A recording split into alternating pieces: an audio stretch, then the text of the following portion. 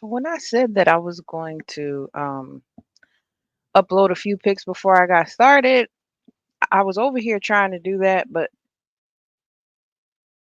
Android devices do not play nicely with Mac devices. For whatever reason, that's just not what they do. Welcome to Friday the 13th. Happy Friday the 13th. Gloom, gratitude, and grief. I'm going to take my time, y'all.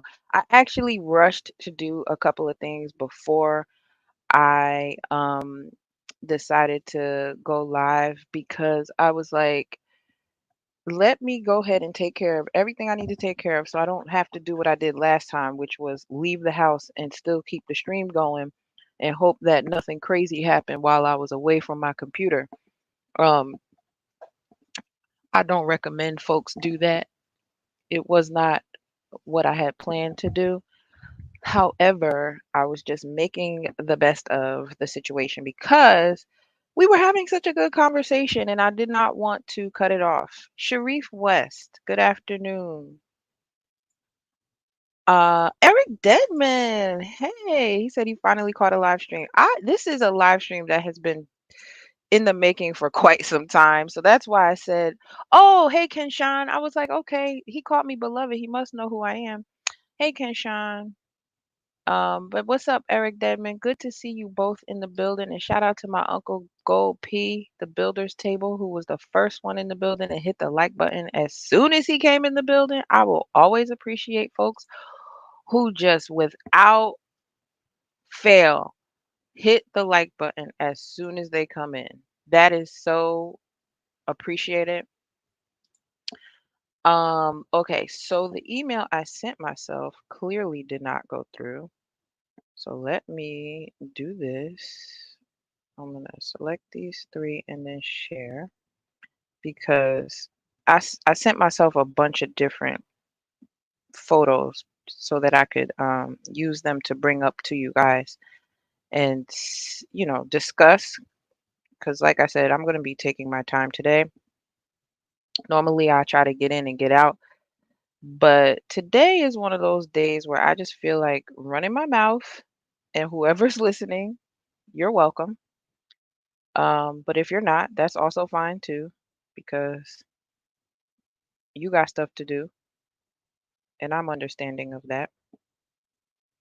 But I have a lot that I want to talk about. I want to talk about stuff that I've been seeing all over the internet. I want to talk about stuff that people have been talking about. I want to. The reason I named it the way I did is because those are all the topics I want to discuss today. And so I'm going to tie in a bunch of different things that don't seem like they go together into the discussion.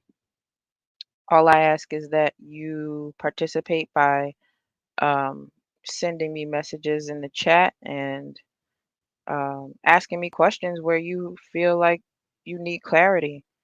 But I'm going to go through that as well because I made a nifty little, um, oh, I did send it to Gmail. I'm bugging.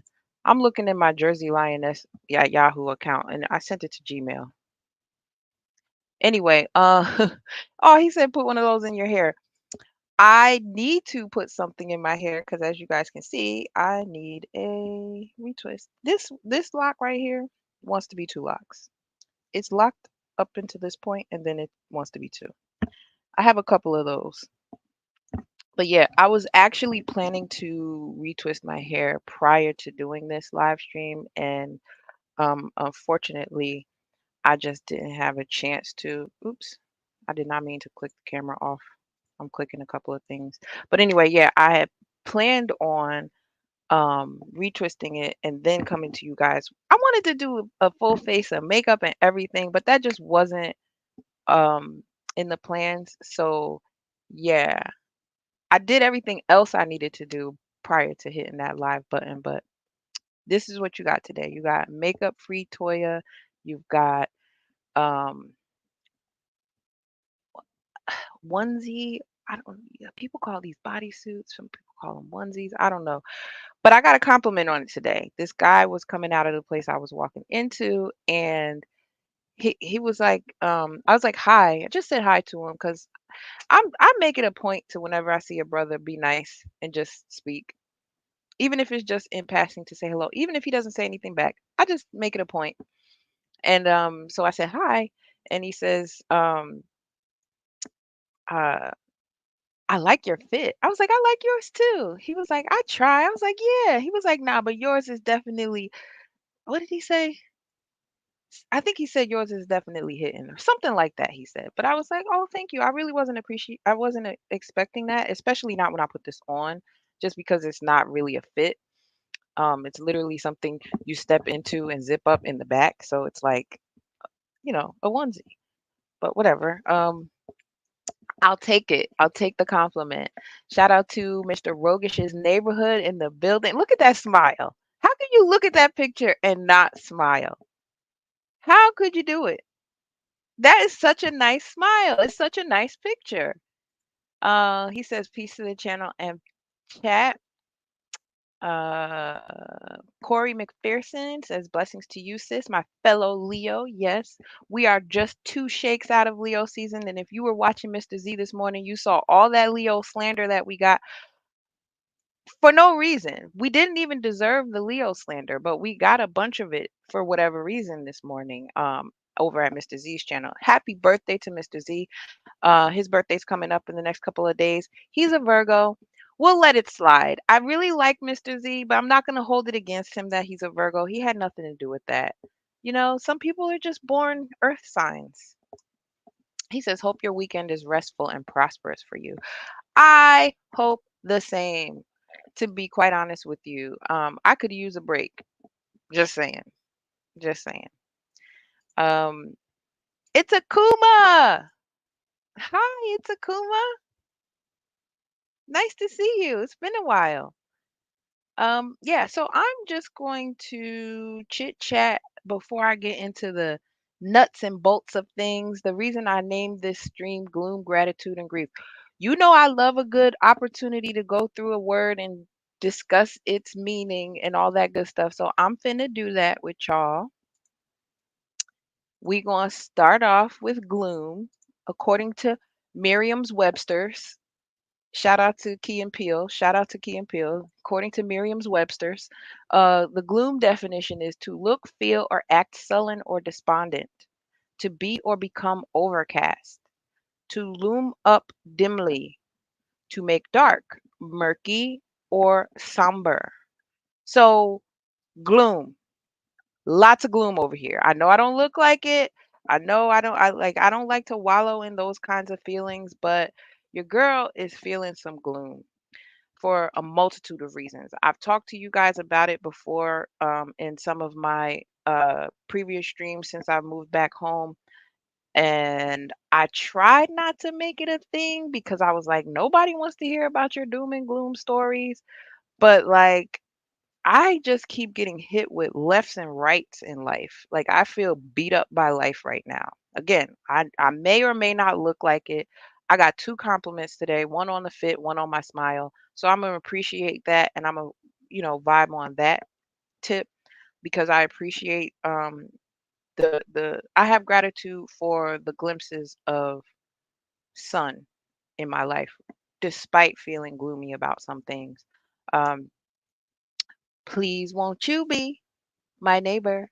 Hi, neighbor. I used to love Mr. Rogers' Neighborhood. Shout out to Aria, trying to be a fit mom. Don't know why her other account does not show up in my chat. Not sure who blocked her or how, or if I did, I didn't mean to. I don't know. I emailed YouTube about it, and I actually also tried to email them from another account about it, and they disabled that account. Like, I don't even have any materials on that account. But anyway, it's fine. I know and I trust that Aria knows my heart. So she's not holding it against me. And if you on this YouTube thing, you probably have multiple accounts as well, because that's just kind of how you have to be these days, because you just never know when you're going to get struck or when somebody's going to make a complaint or whatever. Things like that happen all the time. So yeah, back to the gloom, gratitude, and grief of things. So gloom, right? Um, I actually was gonna pull up. Let me see if I have it still in my Google Chrome on my phone because I wanted to briefly not have a pity party for myself, but just to talk about the numbers, the sheer numbers of things, right? Because I often I often harken back to some things that Mr. Z has talked about in his streams, because a lot of times I feel like a hit dog. A lot of times I feel like he has, hit the nail on the head as it pertains to where I'm at in life and what I'm going through, even though he's not talking about me specifically or doesn't really know what's going on with me personally. When he refers to statistics regarding Black women and earning potential and things like that, um, I feel very triggered by that. I feel very attacked because it's really my life right now. So many of you know, but maybe you don't. If this is your first time tuning in, this will probably be your first time hearing this. So I'm going to say it again, not to belabor the point, but just to be transparent. Um, when I moved back to New Jersey, I moved back in with my mom and my grandmother, and I did not have a job. So my goal was to be working again by my birthday, which was July 31st. That didn't happen, but I was able to secure a job a few weeks thereafter. Um, and so, it's just been a journey of trying to find my footing again. The whole reason I came back to live here with my mom and grandmother was because I didn't think I was going to be able to get back on my feet in Texas. Shout out to Dr. Dunbar in the building. I see you. I recognize you.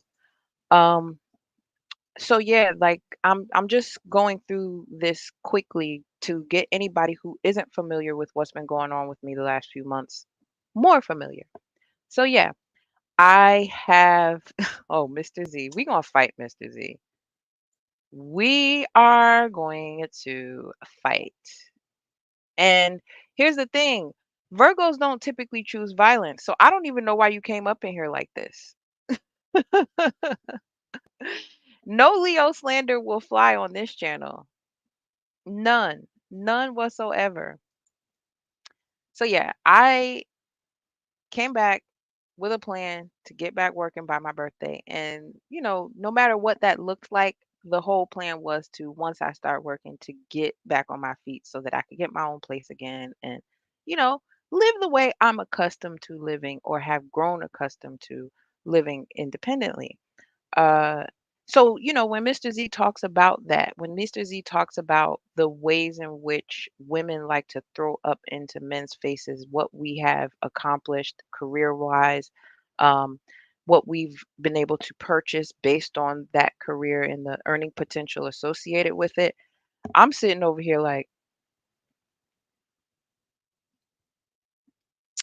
because I don't have anything to rebut, but I could see where he was coming from. And I was in that number at one point. Shout out to Grinch. I was talking to him about this. The fact that at one point I did have the earning potential and power to make moves and decisions independently, and now I do not. All of that has been stripped away. Um, you know, everything that I had put in place to maybe cushion the blow associated with being unemployed, that's all gone away too. And so, I've had to take a really long and hard look at everything I've done up until this point, where I want to go, and how I can prevent myself from being back here. Um, Shout out to Self Actualized Sweet in the building, and shout out to that picture because my life is literally that picture right now. Shout out to you. It is a dumpster fire over here. So, this is what the gloom is about. The gloom is about realizing, hey, in the very same ways that Black women have been hypergamous towards uh, a relationship or obtaining a husband. Um, I think we've also been that way, and I'll speak for myself, towards our careers. I just never thought that I would have an issue finding a job. Never thought I would. Went to college like they told me to, graduated with 2 degrees, and was working in one of those fields. And you know, that helped me to pivot into something else, which I just always felt like I would be able to pivot, regardless of whether I was working as an editor, which is where I started my career off, or as an operations manager, which was my last held title.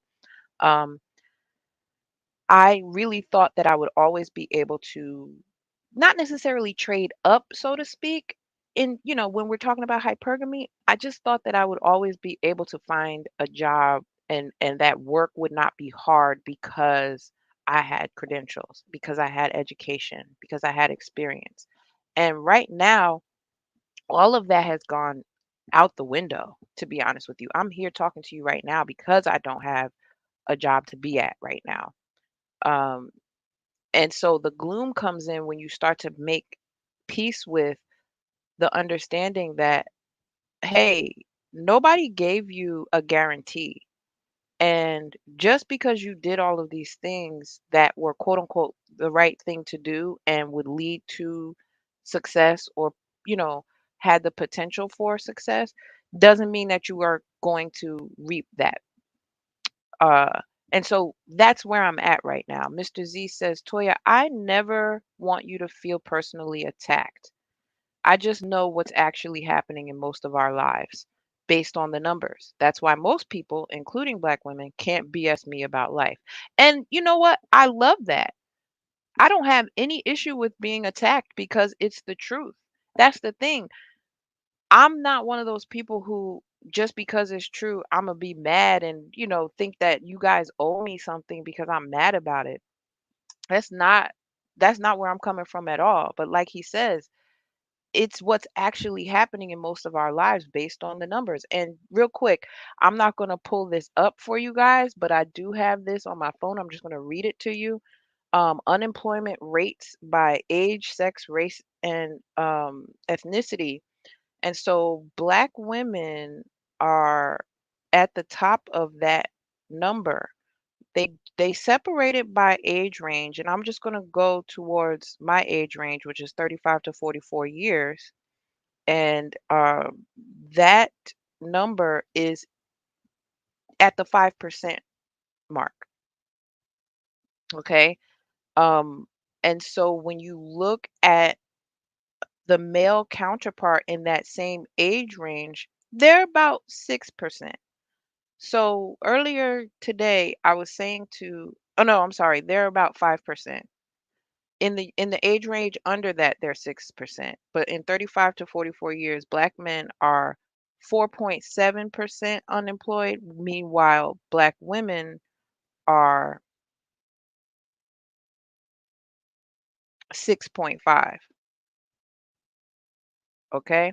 So we are earning less and unemployed more. Okay. I'm a Black woman coming here to purport that, to show you I am in that number. Not only am I earning less because I'm not earning anything, but I'm unemployed and I'm in that 35 to 44-year range. Okay. So the numbers don't lie. Um, and just like Mr. Z says, you can't BS him about life. What's up, Grab Second Gear? Eddie, good to see you. Dead Set Anime, also good to see you as well in the building. Anwar Dunbar says a tough realization for all of us. Yeah, for me, it was really heartbreaking. Part of my heartbreak since I've been back home, it's been a few different heartbreaks, to be honest with you. That's why I'm gonna get to the grief part of it. But the gloom part of it is just dealing with that heartbreak of, okay, I did all the things that I was supposed to do to get me a career and get a job and keep a job and so on and so forth. But nobody said that you could you had like one way of looking at this could be, Latoya, you had a job. Why did you leave that job? Right? maybe if you had stayed at that job, you'd still have a job, right? That's one way of looking at it. Another way of looking at it might be you had a job, you thought you could do better, so you went to do better and found out, okay, no, you know, maybe not, right? There's so many ways to look at it. Uh, I'm choosing to be grateful for what I still am able to do, the resources that are still available to me because, I'm here talking to you guys. That means I have Wi-Fi access. That means I have a laptop. It means I have lighting. I have a microphone. I have all of these things available to me that regardless of me not being in a great place, I still have. Um, and the irony is not lost on me with that, but the truth is the truth, right? So then when you start to throw in relationships and things like that, it becomes even more dire, and you start to realize just what this whole wall thing that a lot of guys in the Black manosphere talk about is about. Like, not only are you coming up against an age where viable men are not looking at you for anything that you can offer because you are past the childbearing age, but you're even more of a liability, what with your student loans, if you are unemployed, because who knows when that's going to end, right? I have a good feeling that my unemployment is going to come to an end soon. I will be gainfully employed again soon.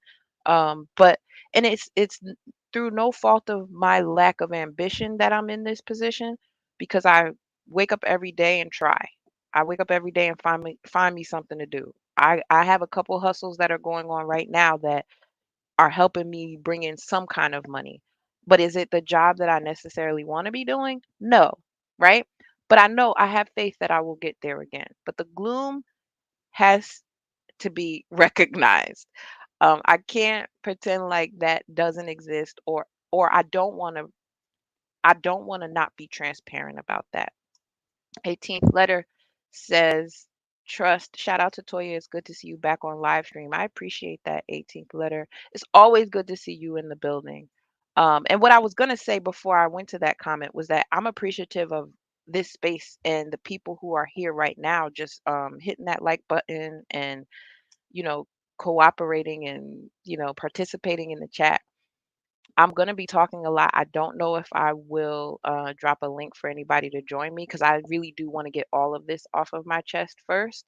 Mr. Z says 2016 to 2017 unemployment rate for black men was 21%. I was one of those black men that was part of the 21%. I agree. We were lied to about how doing the right thing was a guarantee success to successful life. Yeah, it was. But even more so, I think I drank the Kool-Aid even more because I am the product of a statistic, meaning that my mother had me as a teenager, so I wasn't expected to amount to much, right? And so I feel like she raised me with this fervor of, you're not going to be that. You're going to surpass that. You're going to be successful. You're going to see me be an example of what it means to get up and go to work every day. And, she served me well with that. So I assumed that that would be my right. If my mom could do it, I could do it, right? And put on top of that, I went and got an education too. So with my work ethic and my willingness to do the work and not shy away from it, I assumed that those things would get me there. And so to be at this point at this big age is disappointing.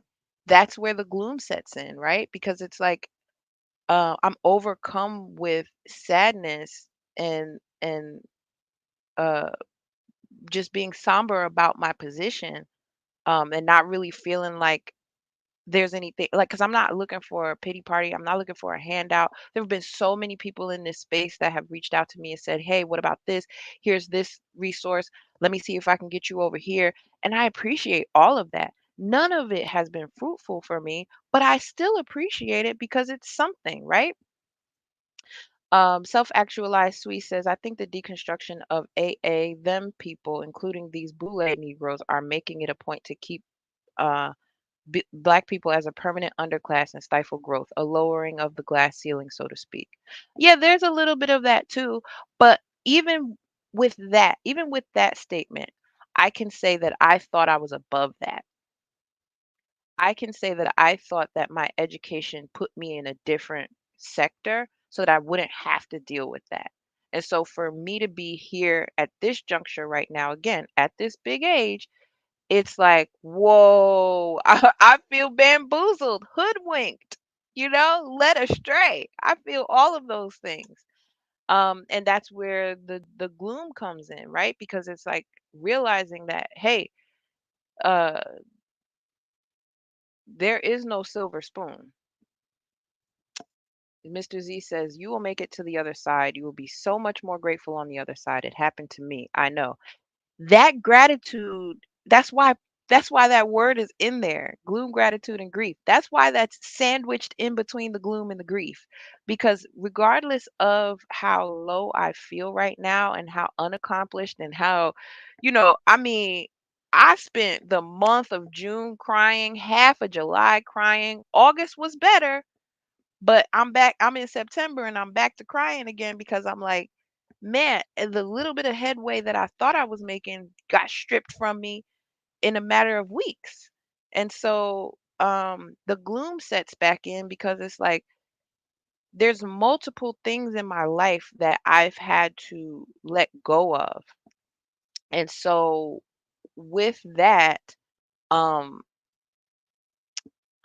I kind of have had to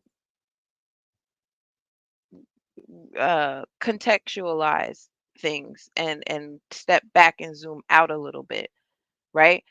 Shout out to Ray Hama in the building. Good to see you. Um, yeah. So yeah, Indigo says he was a part of that number as well. I appreciate everybody saying that. I appreciate you guys kind of connecting on that because I know I'm not the only one. That's another reason why I came up here to do this stream today because I was like, I know I'm not the only one feeling this right now. Uh and I know I won't be. And so hopefully this will serve as a beacon to anybody who's feeling that gloom or feeling that grief or at a low point in their lives. Because once I'm over this, I do intend to come back and revisit this as well. I'm documenting a lot of the feelings that I'm having right now. I'm journaling about specific things that have happened and how they make me feel. I'm reaching out to people that I normally wouldn't reach out to. I'm learning to ask for help. So a lot of that gratitude comes with what I'm learning as a result of these things too. Because it's like I think when we're so used to going to work every day and the the the the ritual of it all, you miss out on the opportunity to be grateful for what it took to get there and the opportunity to shift your perspective from what it always has been to something brand new. So back to what I was saying about releasing things and letting go. I think ever since I first, okay, obviously the biggest thing was letting go of Texas, right? Having to move back home, having to release my apartment, release my furniture, release a shit ton of clothes and things that meant something to me that I always wanted to keep and still wanted to have. Releasing that, but then releasing my independence, because I don't have a job, having to rely on people again and having to be in a position where things don't come to me as easily as they once did or as easily as I thought they would continue to. The grief comes in with releasing and let realizing that you have to let go of even relationships with people that you've loved for so long. I've had to do that with 3 people in my life since I've been back home. 3 people that I thought would always be constants in my life and would always hold such a big place in my life. And that's just me being a Leo, right? If I appoint you to a spot, you've got to hold that spot for me. Like I exalt you in the name of friendship, right? And so 3 people that I had grown very close with since I'm talking about middle school ages. These are 3 people that I've known since middle school. Um, and having to realize that we are on such different paths that it would behoove me to just let that go has been difficult. That has been grief. That has been loss. A lot of times people associate grief with death, and you know, I'm experiencing a death of the very foundation that I built a lot of my life up until now on. So those people that are no longer here for me in the capacity that they used to be and in the capacity that I had grown accustomed to leaning on is a whole nother level of gloom, right? Like, and I'm talking to you guys like this and I'm smiling because I'm on the other side of recognizing why this has to happen. Yes, it hurt. Yes, it made me cry. Still makes me cry. Um, but I know that whenever things happen to the point where you're letting go of so much, it means that you've got to make room for what's coming. In the very same way that you get ready to redecorate. You're not going to redecorate your room or a house by using the same things you've already had in it for years. You've got to get rid of some of those things in order to make room for, even if you don't have the money to replace them right away, you've still got to make room for what you want to come in order for it to come in in a good way, right? Anything for your highest good, right? I'm big on that. If it's for my highest good, I'm doing. Even if it hurts right now, if it's for my highest good later, then that's what we got to do. We got to deal with it now and it's got to hurt right now, but it'll feel better later. Like Bevy Smith says, it gets greater later. I love when she says that. Um so yeah, I just, really wanted to come and talk to you guys about that and about the reality of, you know, Black women love calling ourselves bosses and we love throwing our pocketbooks in y'all's faces and I mean y'all, the proverbial y'all, not just black men, everybody. We love to show y'all how much we can purchase, what we can do, the new red bottoms we got, the new house we got, the new car we got, the bust down weave we got, all of these material things. And it's like, okay, I don't live that life. I actually have never lived that life despite making a pretty decent salary on the end close to 100K, but not quite. I never crossed that threshold. But I was working a job where I had $150 stipend every week for DoorDash. I wasn't even cooking that much at that time because it was like, well, I got to use it before the week is up. So these are like perks and benefits that I miss from working in corporate that now I'm just like, I don't know if I'll ever get to that point again.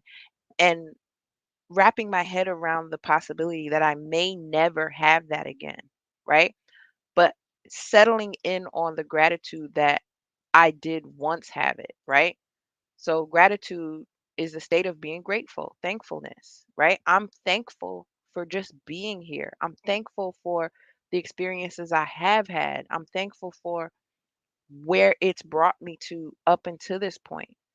I'm also grateful for not knowing what the future holds for me, but being aware and certain that it will be better, right? Because I'm equipped now with this experience and treating whatever comes into my life from this point forward with so much more care, okay? So I'll never be the same Toya again, and I'm even grateful for that. I'm forever changed by all of these experiences. Dead Set Anime says the education fallacy is real. I always thought to get educated for the sake of being educated. Doing so to get a job was never the goal. It's a very recent piece of successful propaganda. Hmm, that part. That part. I think I always associated getting educated for the purpose of getting a job and being secure. Um, And so, I think that's also why it was so hurtful for me to like find myself in this position too, because, like me and Mr. Z were saying earlier, it's like I did all the things, I took all the steps, I went back and checked my work, I showed up every day, I was even early most days. I did, I learned all of these things as a result of going through, um, just regular growing pains associated with adulting, getting your own place, paying rent, paying a car note, paying insurance, uh, you know, learning how to budget for your groceries and cook your own meals for most of the week so that you didn't have uh, you weren't going without because you were trying to eat out all the time. Just everything associated with that. And I understand many of you are probably listening to me and saying, well, imagine doing that with some kids. I understand that it probably would have been so much harder with a child, but I also know that that wasn't my lot in life for a reason. Um, and I'm grateful for that too. I'm grateful for that too. The whole grief thing, though, deep and poignant distress caused by or as if by bereavement, right? Doesn't always have to be because somebody died. It could just be because of the loss of something, right? So that's where the title came from, gloom, gratitude, and grief, because it's the gloom of being in a situation where you're realizing the collateral damage of the decisions you've made, grief because you know you cannot get those things back, and that uh, you must acknowledge that loss, and then gratitude for still being here despite that and having the ability to do things differently. So to Mr. Shug, to you's point, he says something to ponder. What will you do differently when you make it back to a more comfortable position you're used to? Move with so much more gratitude and understanding, compassion, maybe dial it back on my expectations because I have very high expectations, not only of myself, but those that I was talking about before that are appointed to places in my life that I deem up here. If you're somebody that I've been friends with since middle school, you're up here in my life.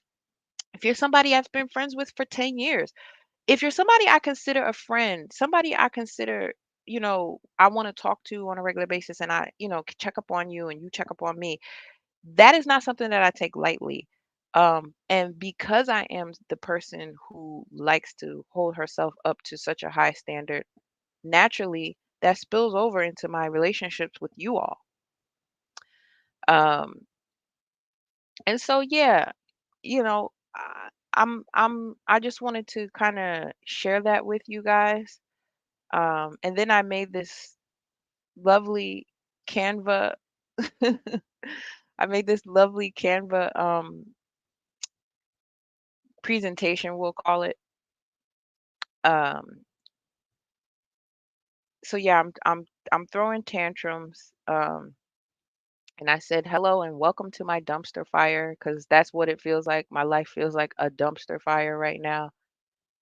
It feels very unhinged, very not where I thought it was gonna be at this age. And so yeah, welcome to my dumpster fire. Uh, I also have some I also have some uh, pictures from around the net that I wanted to share with y'all. Like just stuff that I wanted to flesh out in conversation. One more tantrum I'm going to throw, though, has nothing to do with what I was just talking about. It has more to do with the fact that it has more to do with the fact that I see these things happening all around the interwebs, and it pisses me off because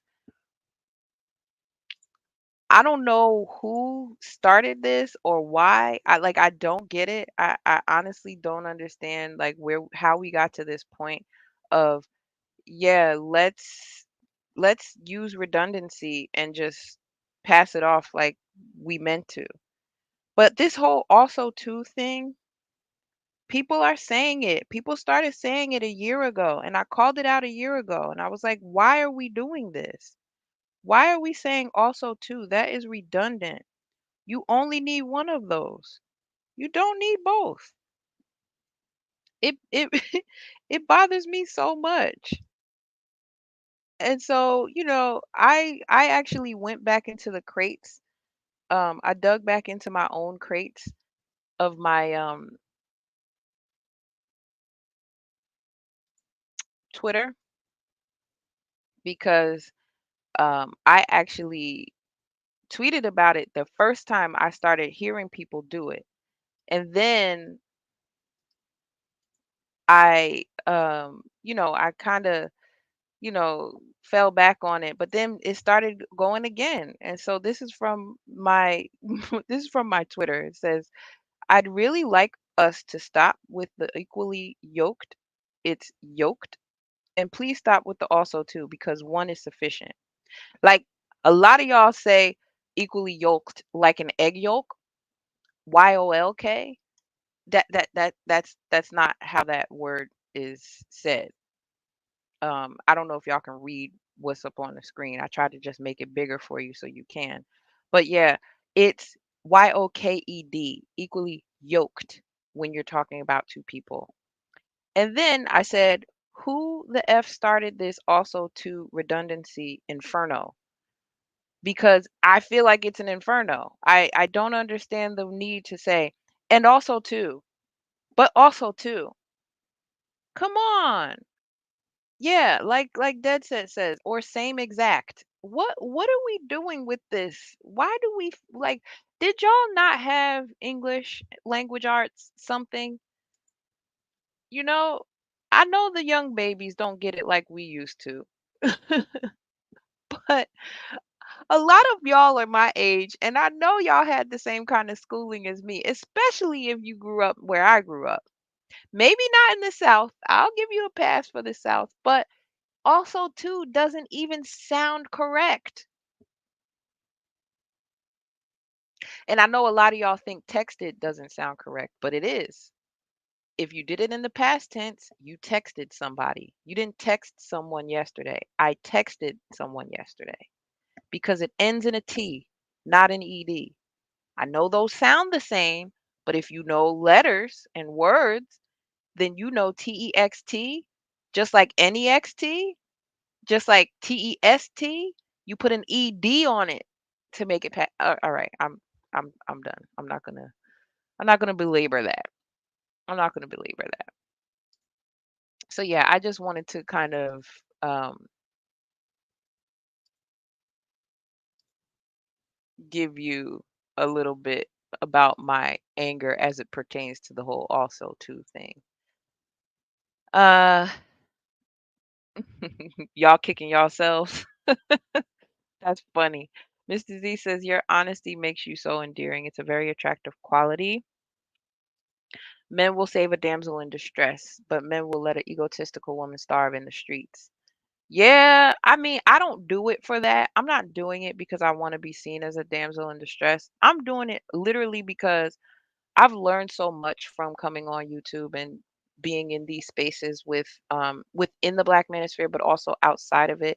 I've been kind of eking my way on the outskirts of it lately just to kind of hear something different. Like Mr. Z always says, um, check in with non-Black manosphere content, get outside and touch grass. I've been doing that.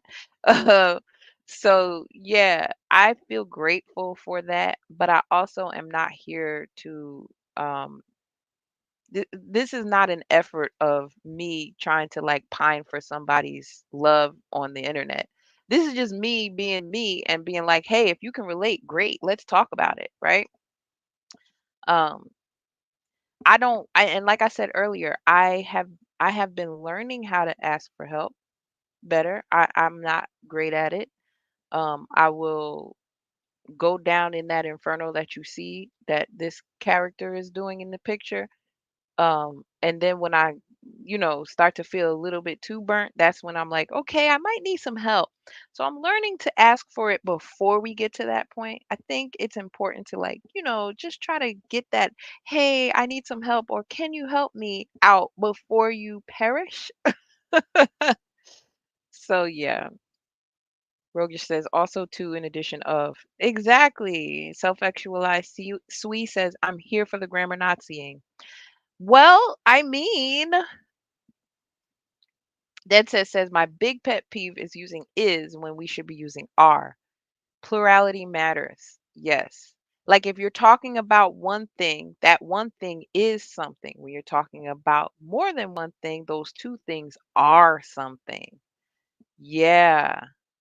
Yeah. And we're guilty of that. We meaning black folks. We are guilty of using is wrong and using are or not using are enough, in my opinion. So yeah, so today I would like to now get into now that I've gotten all of that out of the way, I'm gonna get into food food, we're going to talk about triggers, we're going to talk about the sisterhood, and we're going to talk about drive. These are all closely related to what I was just telling you guys about anyway. And so I might go back and forth to those things um, just because I'm opening up some more tabs now. So, actual food, where is it? Hold on, hold on, hold on.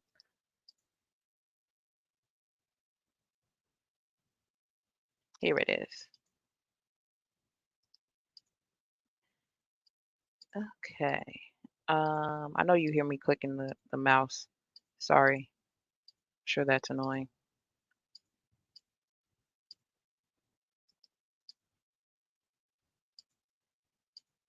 So, I know it says gotta and it's spelled with one T. So please don't charge me because I didn't type this, but I thought it was still pertinent.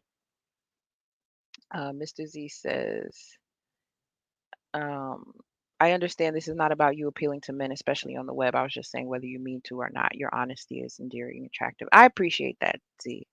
Look. Like I said, I got a compliment on my outfit today, which is not really an outfit, but the man said my fit was fitting, so I said thank you. This Asian man said he liked my smile. I said thank you. He wasn't looking, neither one of them was looking to get my number or nothing like that. Wasn't like that, but I still will take it where I can get it. So I appreciate that, Z. Mr. Shug to you says swinging over the Toyas is touching grass for a lot of folks in this space. Much needed break from the norm. Well, I appreciate that too. I hope I can provide that honestly. Like maybe that, just a little sway over.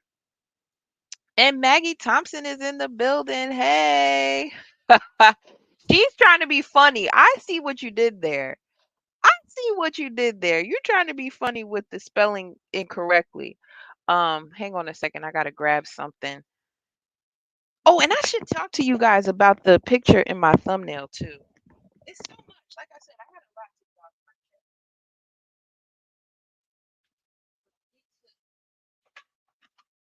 Grab my laptop charger because I know I'll get going and then look up and be like, oh, battery is low. And so, in order to prevent that, we're gonna do this. Okay, and I'm back. Okay, so yeah, so wait, let me stop the cam again and let me stop sharing this tab.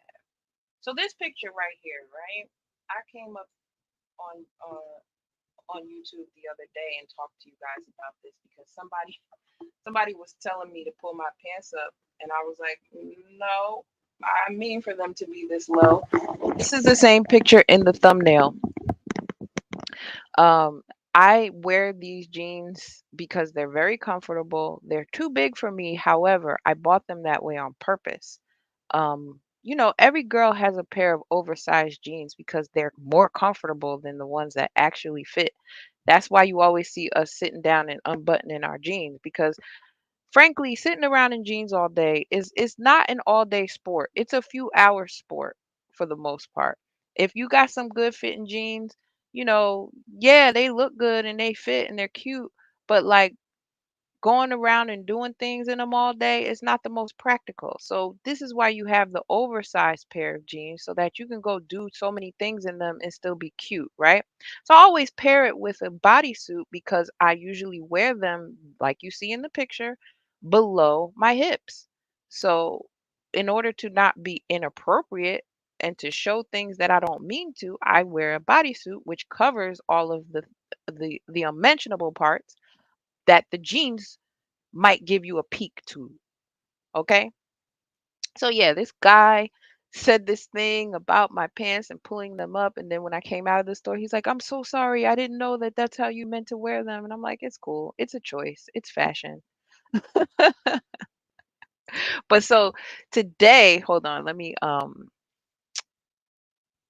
me pull back up this thumbnail. Oops. It's so many. I have so many tabs open.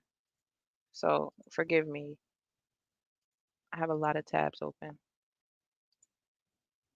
That's the one. So yeah, I feel like that would be a good segue into talking about food, right? Because I'm able to wear things like that simply because I'm not spilling out all over the place. You know, I don't have a six pack at all. Your girl certainly has a fupa, right?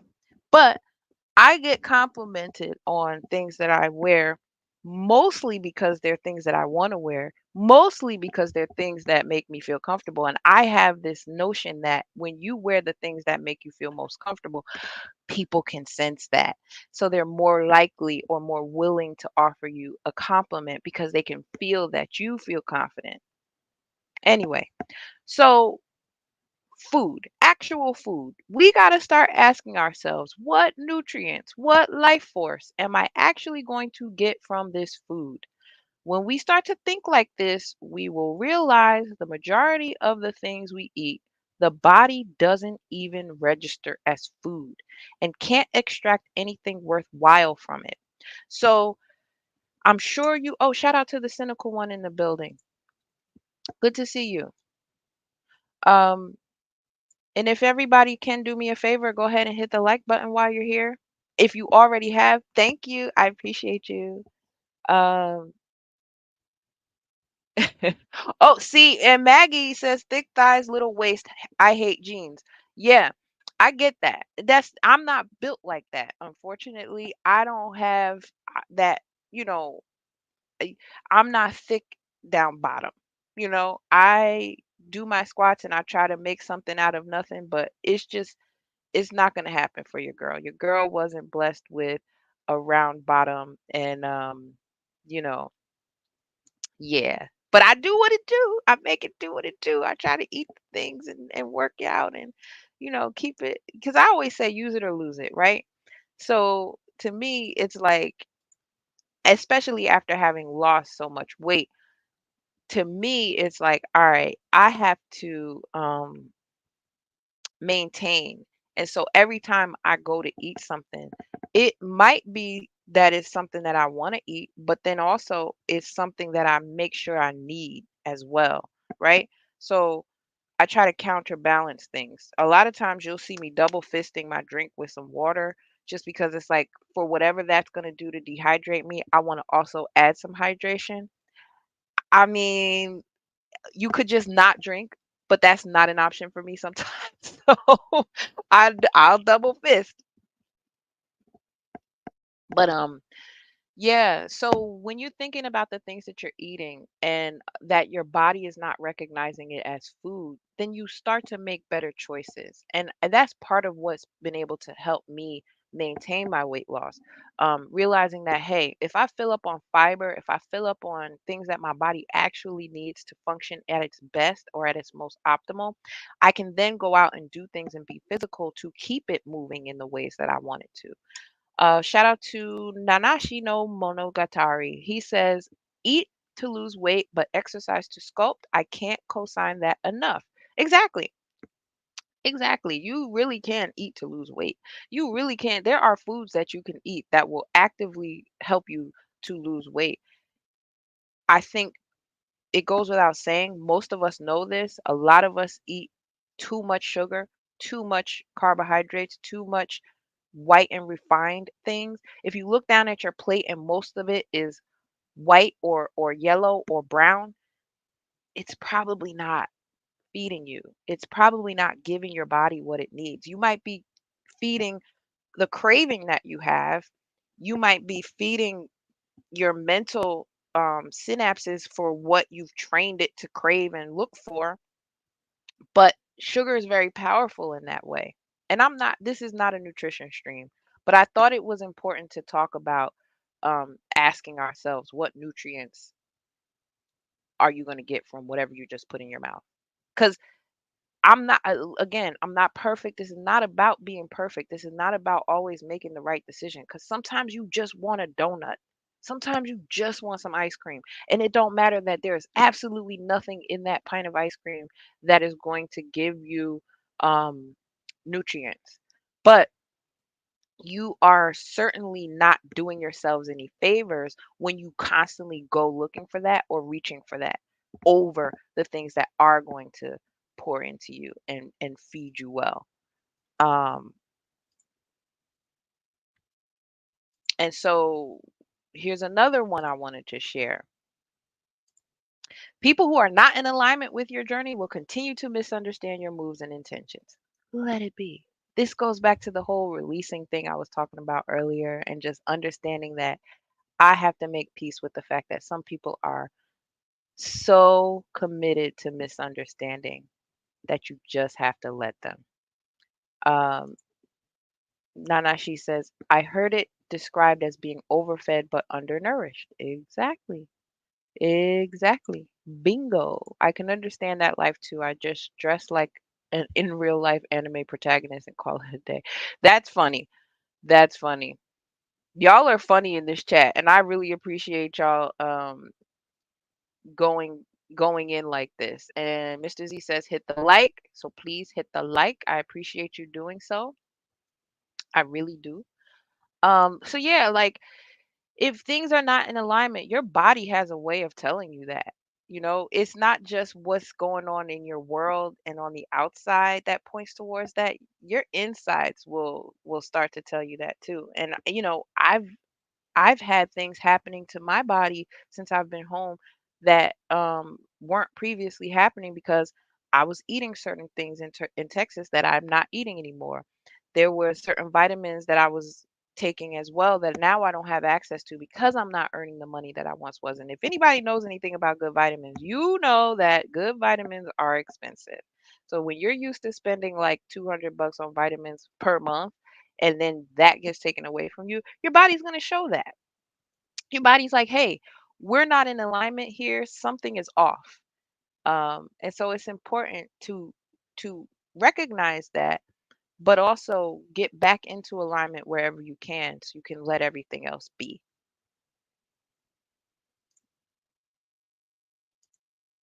You know, when we're talking about the decisions that we make in terms of food, this meme comes to mind because, oh my gosh, it made me laugh so hard when I came across it the first time. It's not my fault that your actions make you look bad. Oh, look, it's the consequences of your actions. If you don't want me to tell people what you did, then don't do it. Your body's going to tell on you every time. Whatever choices and decisions you make as far as what you're consuming, your body's going to tell on you every time. Okay? The consequences of your actions will show, right? So it's not anybody else's fault that your actions make you look bad, right? And I um this is where I like to kind of turn the conversation a little bit towards, well, a lot of bit towards Black women, right? We have to have that conversation. We have to have that conversation. We have to um, move on to the triggers portion of this conversation. Here we are, triggers. We already did the actual food thing. I didn't want to belabor that point, but now the next topic to cover is triggers, okay? Unhealed people hear with their triggers, not their ears. There's been a lot of scuttlebutt about um well, James Earl Jones passed away, rest in peace. There's been a lot of scuttlebutt about him and his disdain for black women, right? And so a lot of it has been about his choices multiple times to marry white women and to pedestalize them, right? And so when we look at that clip that's been making its rounds, everybody's been replaying. I'm not about to replay it. If you have time, go ahead and Google it. It's up there for you to see. He's sitting down talking about why he doesn't prefer black women, why he marries white women. The woman he was married to at the time chimes in about her experiences with getting a certain gaze from black women. Um, but the truth remains that James Earl Jones was very much black. The truth remains that his choices were from a place that none of us can take away from him. And a lot of the people who were making disparaging comments about him based on his choice to not choose a black woman is because they're not willing to admit that it's not our fault that their actions make them look bad. You know, I can say as a black woman, yeah, it is my fault that our actions make us look bad because we're the ones who don't know how to keep things in house. We're the ones who love to point a finger and admonish other people for doing things that maybe don't make sense to us without having the full picture. Again, unhealed people hear with their triggers, not their ears. So if you're triggered by a black man of prominence being able to make the decision to wed a white woman, not once but twice, maybe even a third time, I'm not sure. Um, you got to ask, why are you hearing this with the trigger and not your ears? Why aren't you listening to what made this person make that choice, right? Just a thought here. Just a thought.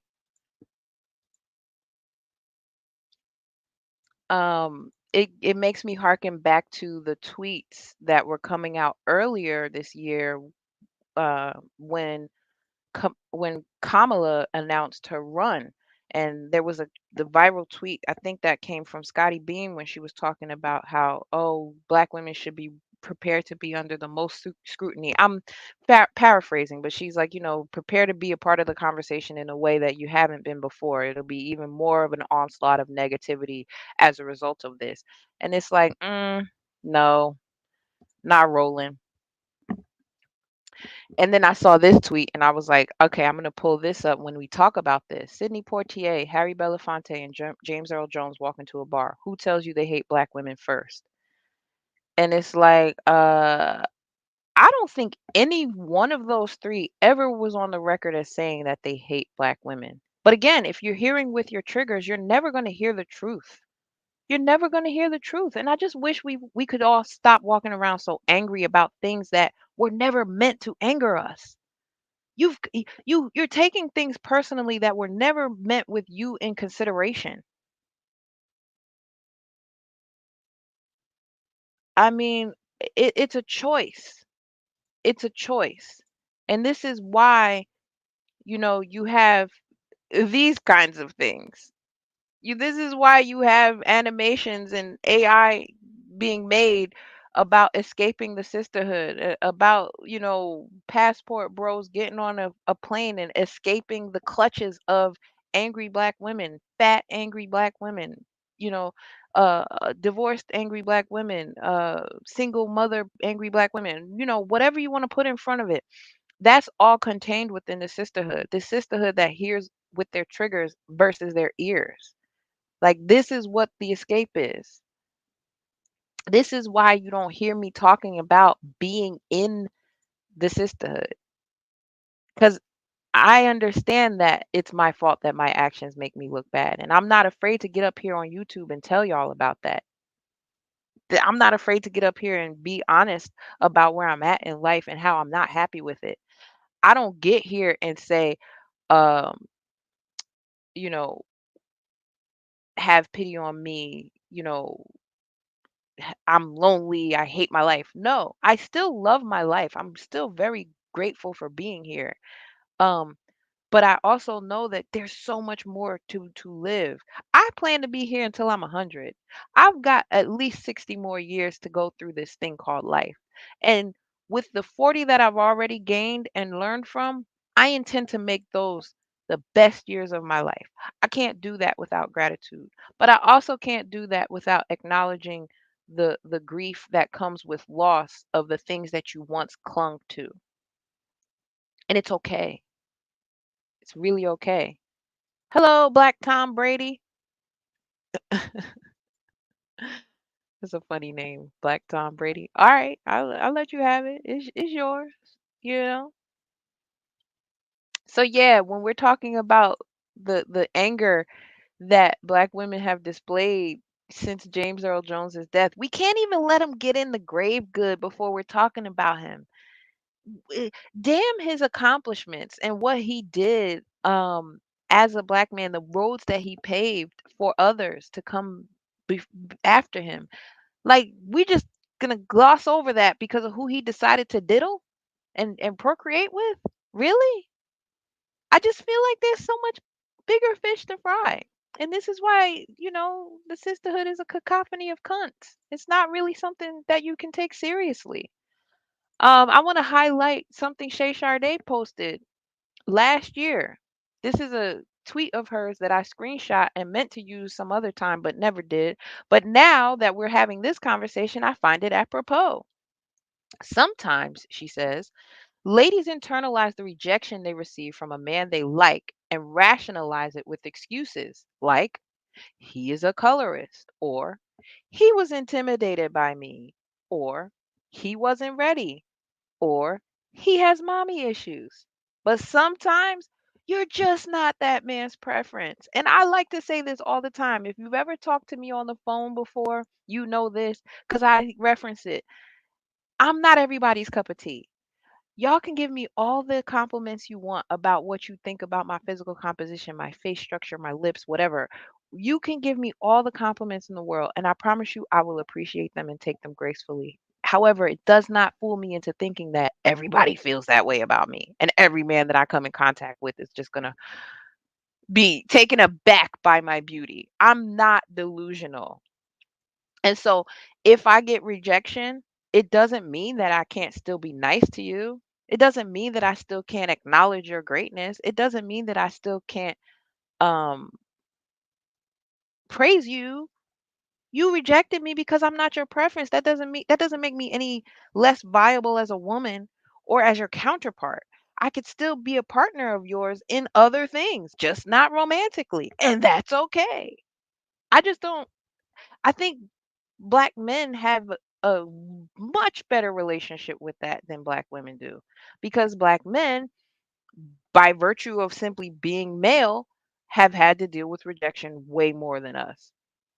Okay. But if we were brought down a peg a little bit and just explained to, hey, it's all right, you'll live another day and you'll try again, and there'll be somebody else who might see something that that brother didn't, and that's okay too. That's actually preferable because you don't want him to be lying to you about you being his preference the whole time you're not. He looking at somebody else. You never getting the benefit of his gaze because you're just not it. The Roger Report did a show the other day talking about, he's just not that into you. That happens. Even if you're pretty, it happens. There's no limit to that. Mel Logic said, "What's with those curves you've been hiding?" I'm not hiding them today. I'm not hiding them today. As a matter of fact, here, I'll stand up and show you. I'm not hiding them today. I got on this lovely onesie that I got a compliment on from this random guy that I gave a compliment today in my goings on and walkings around. And so yeah, there it is. But like I said earlier, your girl's got a food pie. Your girl's got bingo wings. Everything don't sit up like it used to. But I still prioritize doing some kind of working out a few times a week. I prioritize eating foods that keep me at this size so that, when I go to put something on, I'm not busting out at the seams. You know, I don't feel comfortable like that. And so now I'm, just doing things with that in mind. Um, so yeah, like we have to stop internalizing rejection as a personal attack because usually it isn't. And the sisterhood would have you believe that it is for whatever reason, and that's just it's just not the case. So I want to present another slide to you all. Hold on. I got some I got two that I want to do back to back. Hold on, where is it? Where is it? Oh, here it is. Women hate when other women who they've deemed less worthy in their minds get chose over them. That's because women only believe in unity when they share the same pain. But when the gains aren't shared, the hatred comes out. Someone said women only come together to tear something down. And I think about that often on this app. See, this is why I'm never getting rid of Twitter. This is why I'm never getting rid of Twitter. Because that one hit so close to home in my opinion. Like, ugh. I was just like, man, oh wait a minute, where did it go? Hold on, sorry. Um, I was just like, whoa, that's a good one right there. Cause it's true. Women hate. First of all, women hate other women. Okay, that's first of all. But shout out to Maggie for not being that way at all. Like, there's some women, Fit Mom, Maggie, Sister George, um, the cynical one, Lolita. There are people from other channels that I've interacted with who just are not that kind of women. And I appreciate that. I resonate with that. Those are the people you'll see me interact with in the chat on a regular basis because it's never been about a competition. It's always been about respect, a mutual respect. Doesn't mean that we always see eye to eye on things or that we have the same kind of lifestyles or anything like that. But it's you're a woman, I'm a woman, you've got some integrity and a good head on your shoulders, and I see you, right? And that's enough. That's enough for me to say I'm rocking with that. But yeah, women really do hate when other women that they deem less worthy in their minds get chose over them because it's like, well, how could you get past that rejection? When I tried to talk to him, he rejected me off the top and I'm a boss B and I've got my this and I've got my that and you know the booty is bootying and the waist is whatever it is.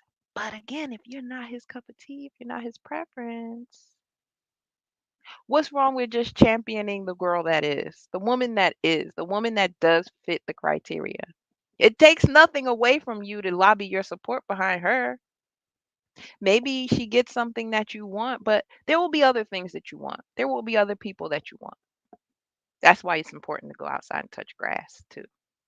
That's why it's important not to get bogged down in your grief and your gloom. It's important to showcase gratitude in the face of these things, right? Flow says, I always keep it in mind that I'm not entitled to anybody's like. Exactly. And shout out to Better You in the building. He slid through and I didn't see you until just now. Shout out to Better You. He said, Hola, beautiful. Hola, que cosa, guapo. Um, Mom's doing fine, Mel Logic. I'll let her know you said hi. Fit Mom says, looking good in that fit. You need to listen to In Those Jeans by Genuine because it is a great song. Kidding about the song. I, I think I talked to you about this song before. My cousin loves that song. I do not. I do not love that song. Um, but yeah, I do love Genuine though. She says, I had a woman ask me, how come I have a man when she was single? Women can be a trip. Yes. Oh my gosh. That question right there kind of hits me the same way when I do a live stream and I'm talking about relationships and there will be somebody in the comments saying, "Well, how come you haven't found a man yet, Toya? Why didn't you get a man in the manosphere, Toya?" And this is how I read it. This is how I hear it in my voice. I mean, in my head when I read it on the screen when people ask me that because it's like that's not what I'm here for, and that's not anybody's responsibility to do for me here. Like, as far as I'm concerned, what I've learned from the space is all that I could ever ask. Having the input and perspective of male voices that once was never a part of my life, that's enough to I don't y'all don't owe me nothing. That's how I look at it. And so the fact that I came here and was able to meet somebody that I did date was a bonus. That wasn't what I was here for, but hey, I'm still grateful for that connection because me and Rogish is cool. We are cooler than the other side of the pillow. And that would have never happened if it wasn't for this space. But yeah, um, it's like, okay, what does your sister, what does your sister being single have anything to do with you not being single? Y'all are two different people. That's another thing I don't like about the sisterhood is this whole juxtaposition uh infatuation, this need to like compare and contrast amongst each other and to do things along the lines of what everybody else has done. That's just weird to me. And then at the same time, we love to talk about how independent we are. Right, Maggie. Being good with yourself means you're not competing with anybody. There's no other Toyas, not this kind. Right? There's other people named Toya. I was friends with one. I know there's plenty of girls out here with the same name as me. Not many of them spell it like me, but also they are not me. So where's the competition coming in? It's in my head if there is any. Um, Mr. Shug to you says, back in our backsliding days, we used to approach groups of women and purposely go for the chick perceived as middle of the pack to drive the prima donna crazy. And that's another thing. I think women, it's lost on women the fact that men like to have a little fun at our expense too sometimes. And we make it really easy for y'all by claiming to be a part of this sisterhood and still hating each other uh for getting chose even though we think you're less worthy. That's another, and I don't want to go too far off on a tangent with this, but that's another part of the grief for me was realizing that someone that I had deemed a best friend of mine didn't actually respect my perspective. She didn't actually respect who I am as a whole woman because she deemed me less than worthy. Um, because of the things that she has uh, amassed, the success that she's currently enjoying in life. Because I'm not there in life, I would come to her and tell her things that I was excited about, and instead of her being excited for me, she would interject her her she would urge me to do things that I never asked for her opinion on. It wasn't until I had the hindsight of looking back on some of those conversations that I realized, man, she knows that I would get the look before her, so she's trying to knock me down a peg before I get there. I never would have thought she would do that because I would never do that to her. And I just really thought we were both on the same page about what friendship meant. And I think at some point our paths diverged, you know. Um if one of us is single, we all single and single, like a slice of cheese at that. There's nothing more fun than when the whole group is single. Y'all go out. That there is nothing more fun than that. So not to bring it to a somber note, but I also wanted to talk about this real quick. So, yesterday the New York Post tweeted that Miss Switzerland finalist was strangled to death, then pureed in a blender by her husband. And those are the pictures of them you see below that. You see her in this black outfit looking great. You see her with her husband. You see her with the husband and the kids below that. Um, and so, yeah, someone tweeted, white men be killing their wives in the most unimaginable ways. Then you got to open social media every day to hear how black women say how much better they are than you because they pay a bill and let them be hoes on the internet. You can't make this up. You can't have it both ways. You just can't. You cannot have it both ways.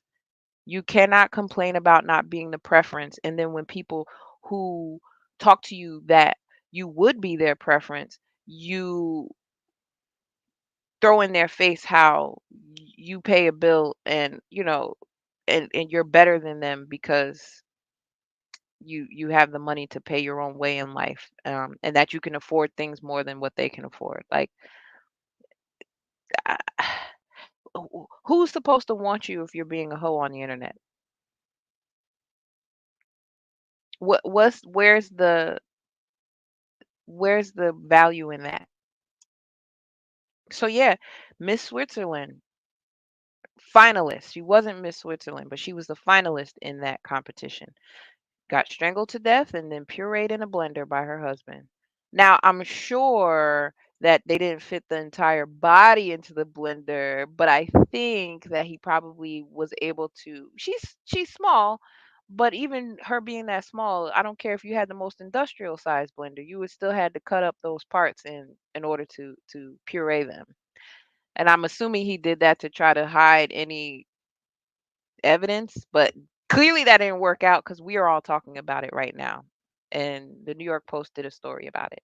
So I thought it was salient to bring that up with reference to this conversation about internalizing rejection and how women hate other women. And, you know, when we share the same pain, it's unity. But when there's gains, that's when the hatred comes out. Because I'm telling you, the friend that I was just talking to you about was a better friend to me when I was fat. When I lost weight, I don't think I recognized the changing happening right away, but as the years went on and it became, I think, evident that I wasn't going to be gaining that weight back, and that even though I was still the same person personality wise, that my physical composition was getting me a different set of eyes and gazes that once were maybe made available to her now weren't, that changed the trajectory of our friendship. Not to mention the fact that, she came into a position that afforded her a salary where she was able to make moves that I just simply couldn't make. And I still can't make them. But I never thought that those would be the things that would sever our bond. Um, but it's all good because, again, part of the title is gratitude. So, yeah. I remain grateful. So the last, actually, hold on.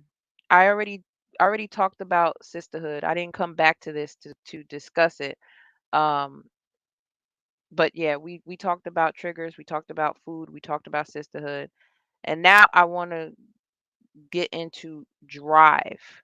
Um, you guys have been participating and asking questions and listening intently, so I appreciate that. You guys have adhered to the requirements for class today. I'm going to drop the link because I do want to entertain some other voices. I've been talking to y'all for almost an hour and a half now. And yeah, so if anybody wants to come up and chit chat with me about what you've seen, that would be great. I have one more slide that I want to share with you all. And this is from nobody else but the Grinch himself. Shout out to Grinch. Many of you know who he is, but if you don't, drop him a follow. He doesn't always do live streams, but when he does, he has good things to say, and he has been really instrumental in helping me during this time, this transition from Texas to New Jersey. He's been a real friend, and I appreciate that. And I just want to make sure I give him some flowers. He doesn't know I'm doing this, but it's all good. I think he won't mind. So he posted this a while back. I feel like it was been a few weeks back now, but I wanted to highlight it just so that we could discuss what the meat and potatoes of it is. So I'm just going to read it. Shout out to Dead Set. Thank you for joining. I'll let you get in after I read this if you don't mind. So it says, don't miss your blessing by being unwilling to give. Some people are so concerned with what they have to lose that they forfeit all they had to gain. Use your voice to speak life into the world, otherwise, you might mistakenly invite death into yours. Death goes by many names. He will know yours soon enough. Love is not a miracle, it's a choice. Put a premium on your presence. Peace is paramount. Don't share your ambitions to those that don't have any. They will only try to steal your joy. Keep your enemies close enough to learn from them. Honor your commitments and your friends by being honest with both. Never tolerate disrespect for the sake of a relationship. It ain't nothing to cut that bit off. Ladies, pipe down. You got everybody thinking that Say needs a peppermint. Fellas, stay down. Only members get to rock the Letterman. And as always, Tokyo. I'm not going to say it the way he says it, but I just thought that that was a really good way to end off my rant, but also to kind of bring everything back into focus in terms of what really should be recognized, what really should be focused on. he really, I think he really hit the nail on the head with that. And so, yeah, I had a couple of other slides that I wanted to share, but I'll save them for another time. In the meantime, good to see you, Dead Set. Welcome. And what say you, sir? Um, I want to go ahead and put out Grinch's book that he wrote some years ago, which I bought, The Ratchet's Rouge. Okay. Fantastic Yes. reading. So yeah, I like Grinch a lot. He's comical. He is. He's such a good time. Hmm. And he's so well spoken and well rounded. For him to be as young as he is, he's lived a life, and he's learned a lot. And you will never I'm always surprised by the places that I get inspiration in life, because it's never about age, it's never about status. It's just about what you have to impart. And that was another reason why I wanted to do the stream today, because I'm like, somebody will find some value in this. Yeah, and of course, I see my own habits in some of the stuff that you were saying because, as you know now, I have a penchant to go off and be silent for long periods of time. Yeah. But that's that earth sign energy. You, Yeah. I know I'm not going to go into astrology on you, but we were talking about Virgos earlier, and that's a trait that Virgos and Tauruses and Capricorns all have. Y'all, the earth just is, right? It Hmm. just is. Yeah, and this gets us into some of the things you were saying about people's perceptions of you. Just to paraphrase it a little bit, I Mhm. know I do that type of thing, Mhm. and then when people get angry, it's like, "Well, where were you? Were you mad or something?" I was like, "No, I was just doing something else." Right. That's it. Mhm. But also about pivoting, like right now, my channel's about to change because um, you already know that I started doing more with art, right? So Mhm. I didn't go on full steam, not safe for work stuff because it is just that profitable. Okay. Yeah, and I remember stating maybe like 3 years ago when I was offered the chance to do it, I was like, I'm not into that stuff. Mhm. But just like what you're saying about these events in life, and for me, it was sort of like the depression part. I had already stripped away much of the abstractions that we lay on top of life. Mhm. But at the other end of that journey, you strip away so much shit that it's just like, look, Yeah, this some bullshit you piling on, and your level of bullshit, well, your bullshit meter becomes so thin that the minute you detect it, you just want to walk away. that's right. And so a lot of people don't understand that part, that once the disillusionment has Mhm. set, the illusion is gone. It's just like, okay, I know where you're coming from. Just say what you mean. Mhm. Yeah. I'm telling you, and it's sobering. The other side of that is, like you said, you don't have much of a capacity for the BS anymore. Hmm. I earlier in the stream I talked about how you have to let go of some things to make room for some other things. I've said on previous streams of my own before how I approach life with what's on my tool belt and checking in with that tool belt every so often to make sure that the tools I have on it are still applicable to where I am in life. And if they are not, passing them on to someone else who can use them so that I can get some more worthy tools on my belt. Um, there's so many ways to discuss it and to to make metaphors of, but it all boils down to the same thing. The older you get, the more that you experience, the less that you have available to you to waste time on or to be flippant about. And so I'm now at this place just making sure that the things that I am surrounded by are just the things that I need, nothing extra, nothing superfluous, um, and just being more intentional about what else I bring into it and into the fold, into the fray going forward. Because I got 60 more years to live that I want to make better than the first 40. I don't want to be that old, so I know most people don't. Most mm, people don't. I understand I'm a little bit alone on that, but it's okay because that just means there's gonna be less people on that boat. Mhm. Yeah, I think I've done my duty. So, Yeah. if I went out tomorrow, I would be satisfied. You're also a dad too, so that puts a different perspective on it as well. Like I've only lived my life for me. Mhm. So I'm never gonna really, well, I won't say never. I don't know what it means to live a life for someone who is dependent on me. I don't know what that is like. And imagine that that puts a different lens on it in terms of what you feel you need to accomplish and where you're passing the baton off to. Mm. When you were doing your monologue earlier, I Mhm. was thinking about when you were talking about dependency, I was thinking how dependency is sort of a gift. The fact that we need people and can be needed at the same time, that's Mhm. the exchange. Mhm. There's energy between those two dynamics. Mhm. And things usually go wrong when the person that once depended on us don't reciprocate, because that's when Right. it's like, okay, now I'm getting a raw deal. Now, Right. with children, of course, we don't expect them to reciprocate because that's sort of our duty. It's just Yes. like, okay. And we hope that as we're raising them, they will learn that along the way.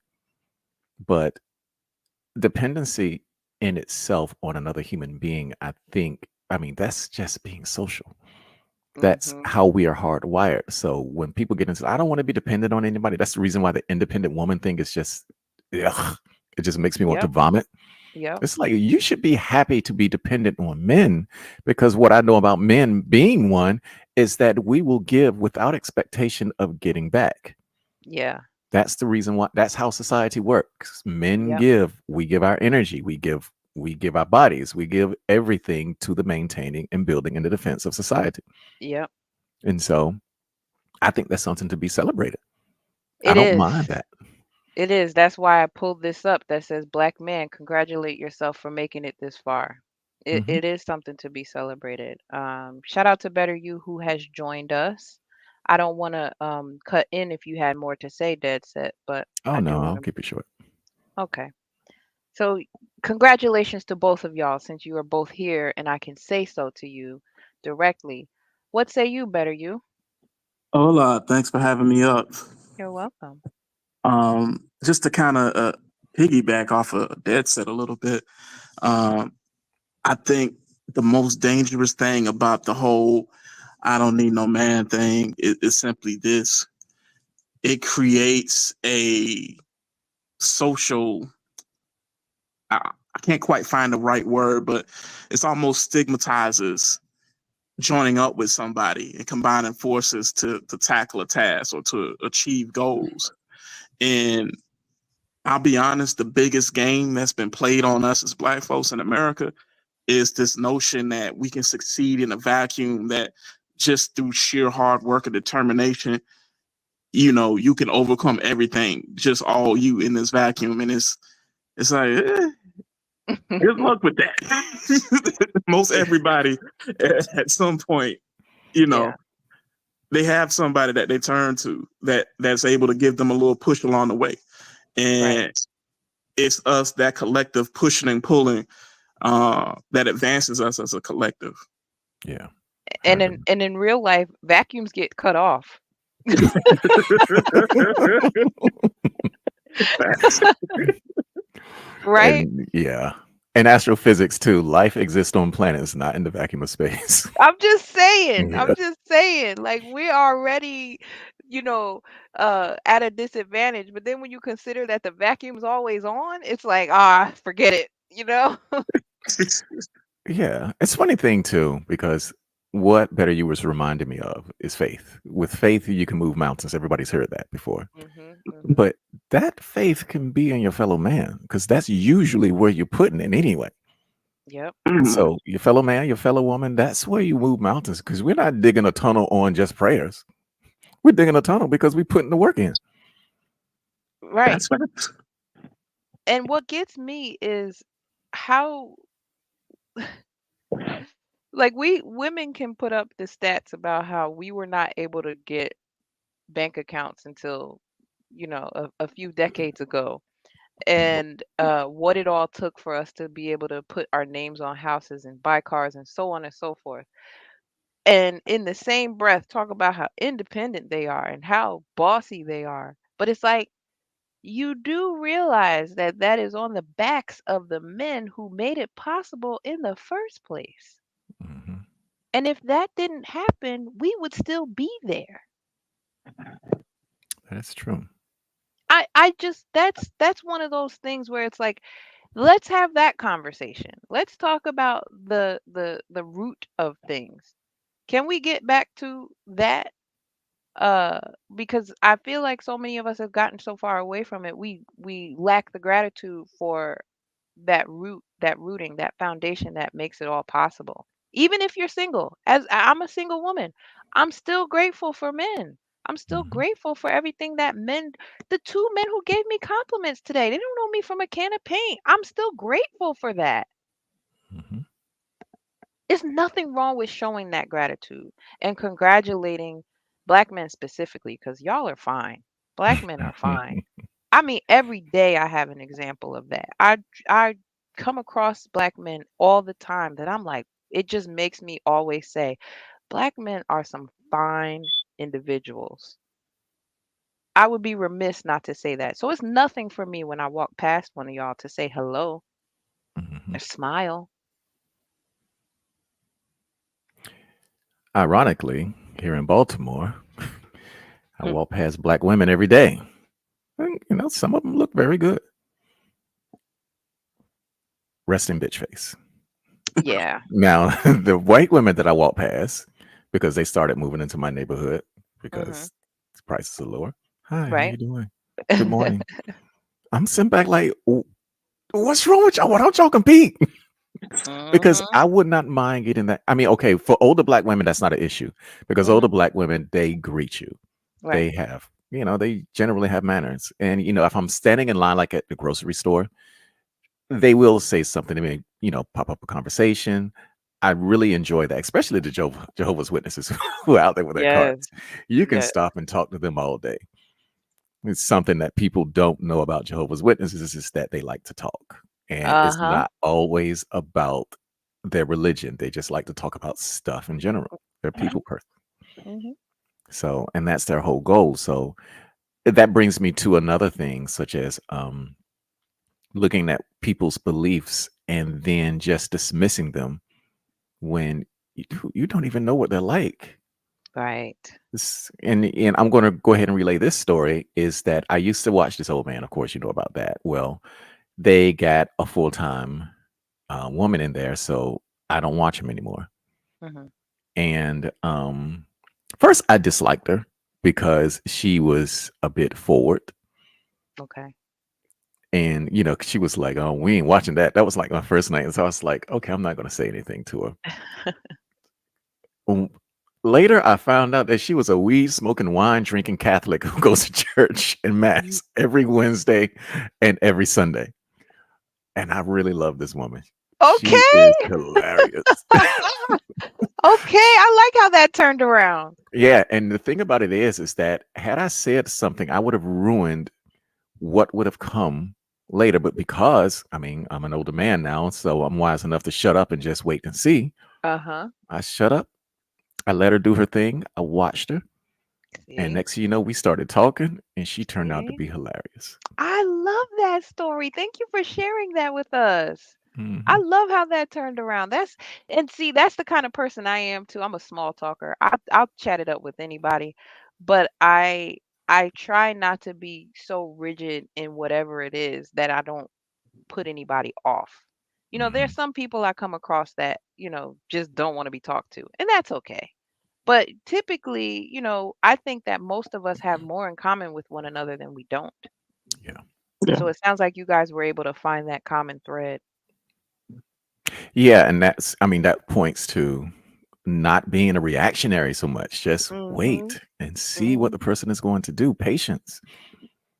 Patience produces better results. Mm, Oh my gosh. I've been saying that for a few years now because I started realizing rather than speeding to my yes, I'll take my time. I'll take my time because sometimes it's so much better when you have a lot more to see versus you only saw this one aspect and you pulled the trigger too fast. You know, I think age also teaches you that the slow burn of things is often more rewarding than getting an instant yes. Yeah. Yeah. Patience is a virtue I'm struggling to learn. Uh, I'll Yeah, but like my grandma used to say, just keep on living. Yeah, that's true. Just keep on living. It'll come. Yeah. yeah. I done told God so many times, hey, look, bro, get about that 60 time. That's I ain't my never neck. heard of Zeus That's showing my up lately. neck I'm just now. saying. I like that because you know what that reminds me of? Because I love Bible stories, number one. Mhm. And so when you said, hey, look, bruh, um, it's that approach to a deity that is so matter of fact and just like genuine. Because remember, Abraham did the same thing. Abraham and Mhm. Sarah laughed at God when they said she was going to give birth. And then what happened? He named the son Laughter because it was just like, y'all laughed at me when y'all said it was like, what you mean? A Yeah. 100-year-old woman's going to give birth? So I sort of like that attitude when it comes to esoterics that, you're just you throughout the whole thing because I think we sort of get lost in the sauce when it comes to religion, which brings me back to Rosalind, who is the weed smoking, wine drinking Catholic, because that's the attitude she takes in a religion that is very ritualistic Yeah. and has a lot of that somber stuff. She was like, look, I'm a black woman, okay, and a black American woman. So, hey, I'm going to plan my trip to the Vatican next year. And when I go over there, they better have some wine and some cheese. Ah, That's her thing.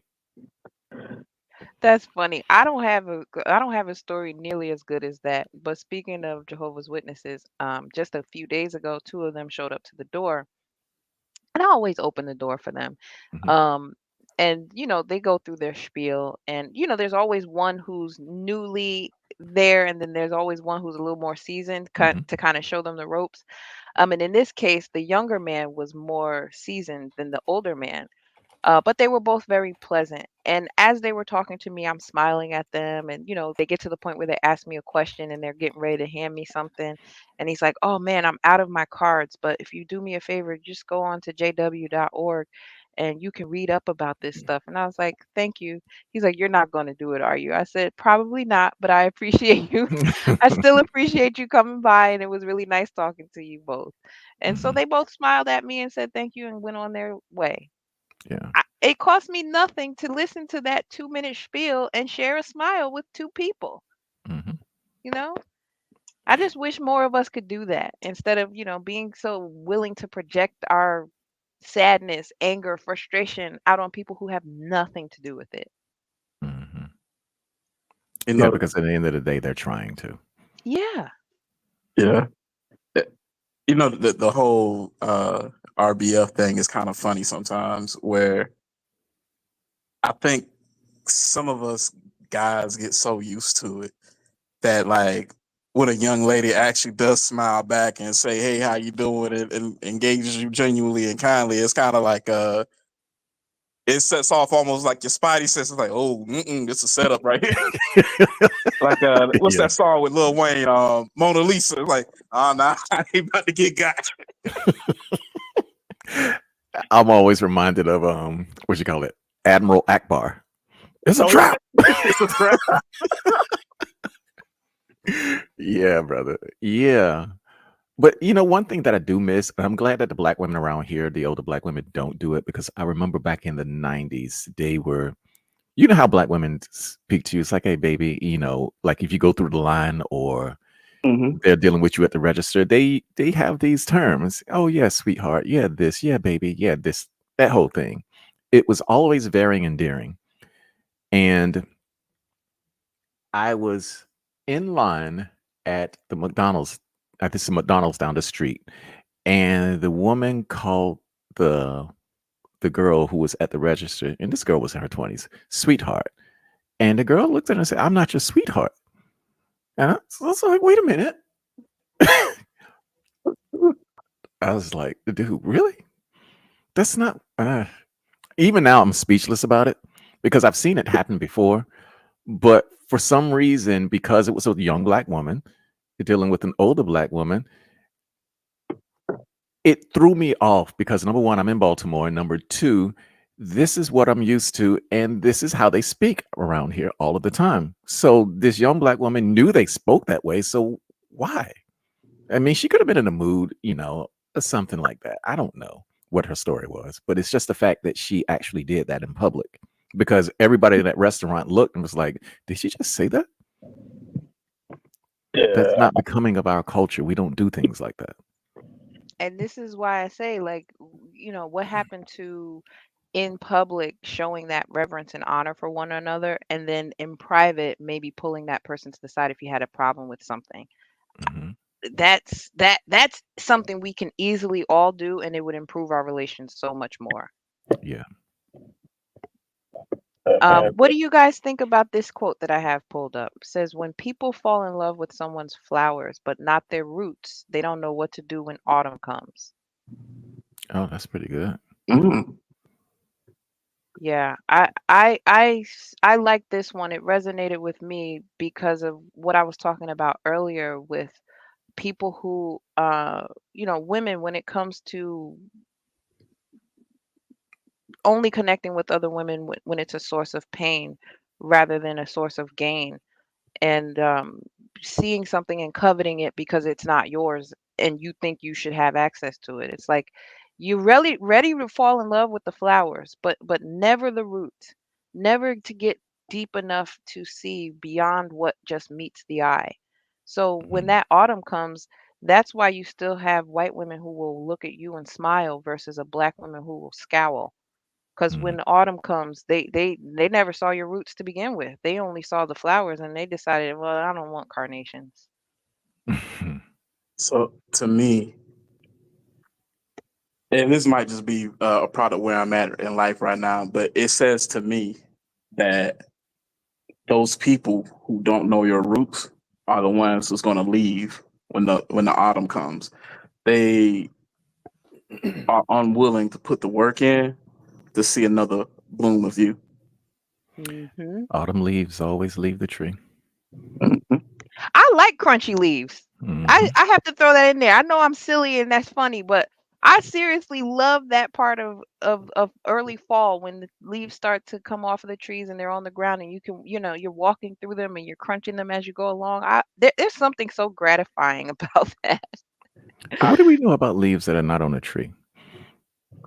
They're dead. Hmm. Yep. Yep. So, I mean, there's so many metaphors that we could use for Yes. attachment and dependency, but I Yes. mean, that's just that's just it. A, a leaf that is not attached to a branch is a dead leaf. And it lets you know that there will be new ones. Yep. It lets you know that if you stick around long enough, you'll get to see a whole new set of leaves. And Hmm. the process goes again. And it's okay because that's what life is. Yep. Eric It's- Dedman says, I think this is the type of discernment that comes with maturity. And I couldn't agree more. Yeah. there's a I feel like there's this attitude with a lot of especially younger people nowadays that seek shortcuts to avoid the work. Um, Mhm. you see it kind of like along the lines of when we were talking about the youth and disrespecting the elders and whatnot. Like you Hmm. see it a lot in certain commentary, like with the NBA. Like young cats will talk about guys who played just 10 years ago and say that they was plumbers, and talk like they're these alpha elite guys. And it's like, dude, shut up! You can't even jump. Tell me about it, man. Eh, I just think it's an attitude nowadays where it's like, it's a generation where it's like, I want the shortcut. I don't want to put no Mhm. work in. Mhm. And if I I, can't get the shortcut, I don't want to play at all. you know what? I just watched. Was it Jerry Seinfeld do the commencement speech at Duke University? I watched that Okay. 2 days ago, and he was talking about just that. But he was making it in reference to AI, but it does apply, and that was the fact. It's like, yeah, everything's so easy now. Oh, let me just ask Chat GPT instead of doing the work. Right. And basically, he was. I mean, he threw some digs at Harvard too. It was just like, look, Harvard used to be hard. No, it's not. Mhm. But I've heard professors like at Stanford say the same thing. It's like, the level of education that people are getting nowadays is not near what, you know, they were getting some 30 to 40 years ago. Yeah. And the question is, why is that? It's because, people are conveniently looking for things, making things easier. And this drives me to my original comment that because number one, the economy is looking for expedience. They just want to put bodies in positions. Right. And so the idea of getting educated for the sake of being educated is lost on a lot of people. It's like, wait a minute, you don't even have the job. So why? I can see if you were trying to be an astrophysicist or a doctor or something in the sciences where, the discipline demands more merit, but just to get a job? No, that doesn't Right. make any sense.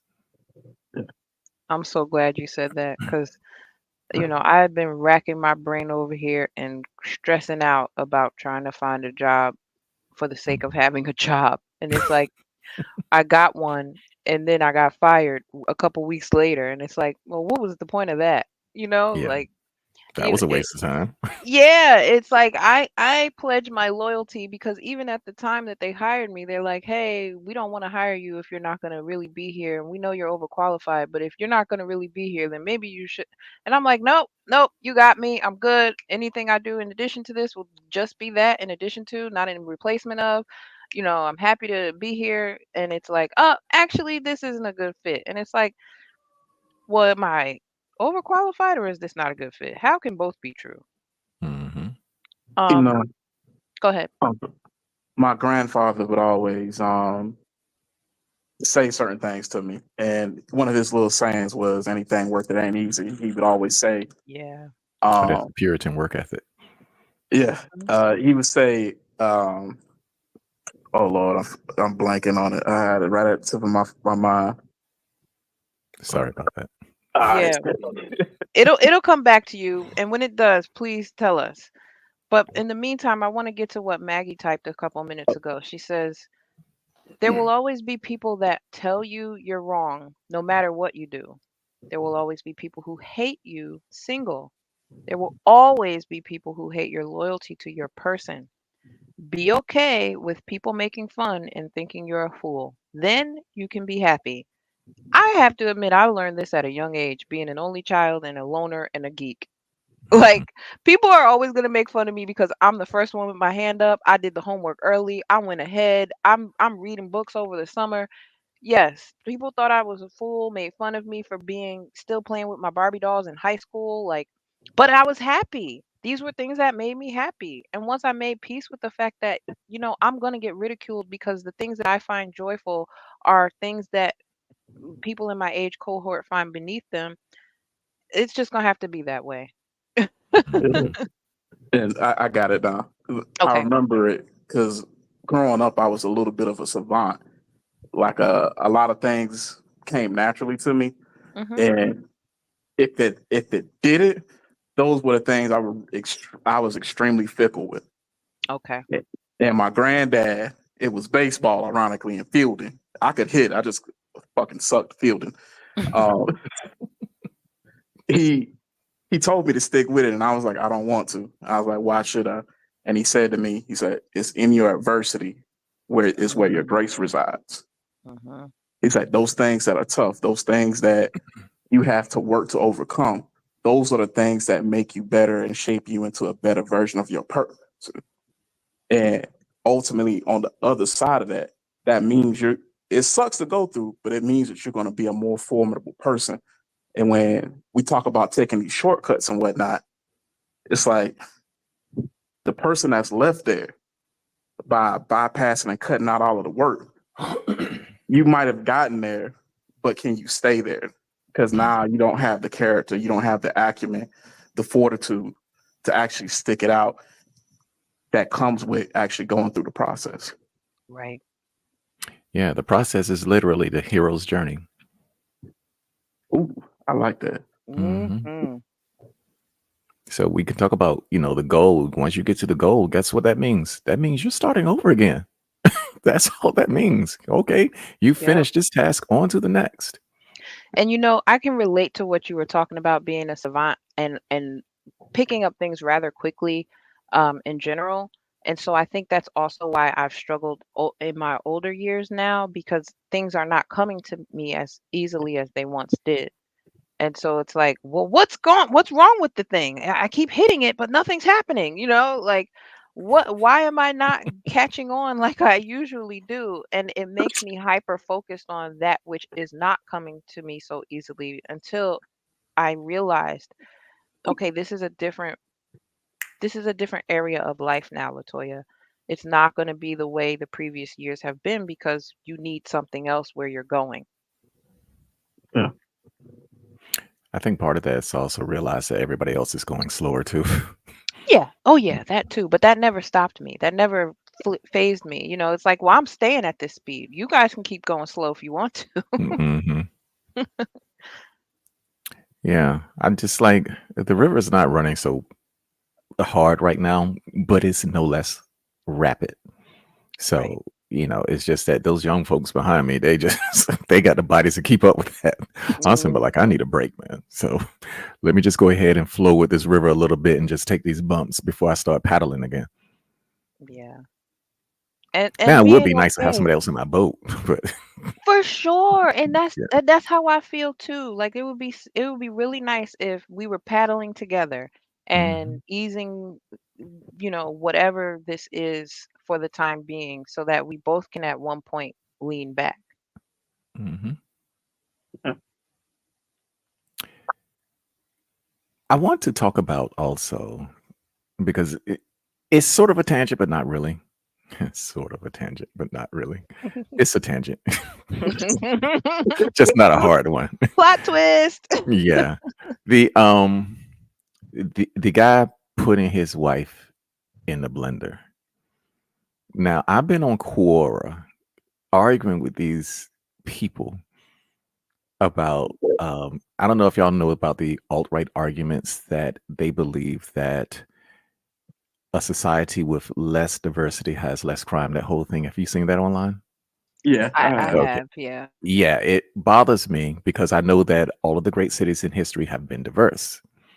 All of the great successes existed in diverse places, such as, of course, you had the Silk Road going through Egypt, through going through Greeks, and all this other stuff. So these all had diverse populations. So then I had to remind them. I was like, well, guess what these monogenous populations brought us? They brought us Hitler.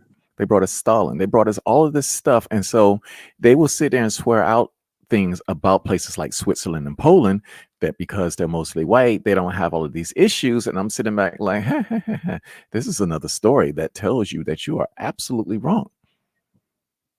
And there are tons of examples like this where, hey, the woman ain't got no act right in her, or maybe even the male may not have any act right in him because obviously neither one of them did because she did something and he killed her for it. Dude, is it really that serious? But He on the told her he top, wasn't putting that seat up. yeah, it's just on the topic of like we live in an era right now where the alt-right is being more vocal about things that is often their fault anyway. So when I see something like this, I'm reminded of the fact is that this is supposed to be one of the better countries, and these are one of your better people who are engaged in less crime, and life is much better. It's like, no, this is an example of what you all do, which is no different from anyone else. Yeah. I mean, it's a fundamental misunderstanding of people. Crime is an element of a couple things. It's proximity and opportunity. Hmm. Uh, Typically, if you have a relatively good standard of living and a job, you don't tend to do much crime. Yeah, Right? You ain't, you looking for a job all the time. Or there's nothing legit to do. You might just turn in a ghost. yeah. I mean, that's the whole tale of idle hands. Right? It's just like it's funny because we okay. I mentioned all of these, and you're also doing so too. All of these old sayings, and then the young people, oh, this is new. Oh, y'all are past tense. It was like, okay, I'll just wait till y'all get old enough to say the same shit that we're saying, because you're gonna be like, man, they was right. They were right. There is nothing new under the sun. I'm like, yeah, we're still doing the same thing, just with more tech. And what is the tech doing? Mimicking what we do, Yeah. just doing it faster. Right, we're programming it to do so, and then we get surprised when it does. Yeah, it's no accident that Chat GPT lies to you, because where is it getting Okay. these examples from us? Okay. Yes. I want everybody to just pause on what you just said for a second, because not enough of us have taken that in. Mhm. Mm. Yeah, we're the arbiters of our own fate, and I don't care what religion you subscribe to, they say the same thing. Hmm. So blame God, the devil, or anybody else. No, you did it because you made a choice. We did it because we made choices. That's right. Yep. That's right. Like Grab Second Gear Eddie says, he can't skip the steps. No. That's another part of my reckoning this summer was realizing that I thought I could skip steps. I Mhm. really thought I could skip steps, y'all. I'm laughing at myself because I had to have conversations with a few people in my life and actually say that to them for them to realize, oh, now it makes sense why you were being such a bitch to me or whatever, like, yeah, I was not a nice person during that time because I thought I could skip the step of, whatever it takes to have compassion for somebody going through something that I didn't go through or I chose not to deal with. No, you can't skip those steps simply by avoiding that room or whatever. The room is still there. And what's for you in that room is still in that room. Mhm. Mm. It's like trying to fly with one wing. Yes. And I really thought I thought I was doing something. Me with my independent black woman, don't need no man, raised by a single teenage mom. I have an education. I got a degree. Like I thought I could do it with one wing. Why Mhm. can't I? And here I am, uh, crumbled down to my knees and as humble as I want to be. Oh, well, nope, I can't. I need help. Man Li- down. Life has a way of humbling all of us. Yep, like Indeed. like Alanis Morissette said, life has a funny way of sneaking up on you. Man, that album was the shit. I ain't Yes. gonna lie. Jagged Little Pill was great. Yes, it still is. It still hits like it used to. Mhm. I think more so nowadays, because it came out in the 90s, and things were a lot more At the prosperous. tail end of the 90s too. Yeah. Yes. Yeah. So I didn't like all of the, I'm suffering stuff, but Hmm. um songs was Joining You was one of her earlier albums. But that Jagged Little Pill just hit like a hammer. And I was like, damn, I mean, I still don't think it got its flowers. no. Well, not in our community. Hmm. But when I was living overseas, it had a large following. Okay. Mhm. Yeah. Yeah. I don't feel like the best albums ever get their due. Yeah, I agree. Yeah, and what I do love, I mean, you and I talked about this earlier, Toya. What I do love about the young people is that they pay attention more to what's outside of our community. Hmm. So I see a lot more people, especially young people, listening to all types of stuff. I mean, they'll listen to our music and they'll get into it. Hmm. But like my daughter's into K-pop. Yeah. It's just like she knows who all the groups are and all this other stuff. And I'm Hmm. like, well, okay, well, maybe one day you'll go to Korea. And she Yeah. was like, yeah, I want to do that. And that's very real. Hmm. I'm so glad to hear that because we stop ourselves from gaining new perspectives because we stay in those comfort zones because of people look like us or sound like us, and it's like there's so much more to life than Hmm. what you know. Um, I just want to refer to what Fit Mom and Maggie are talking about. She said, when I was younger, I wanted to join Mensa. What kind of child aspires for that? This one, I was right along with y'all. I was in Hmm. something called Rogate, and I don't know if that was something that anybody else has heard of, but in at my school, Rogate was like the child accompaniment to Mensa.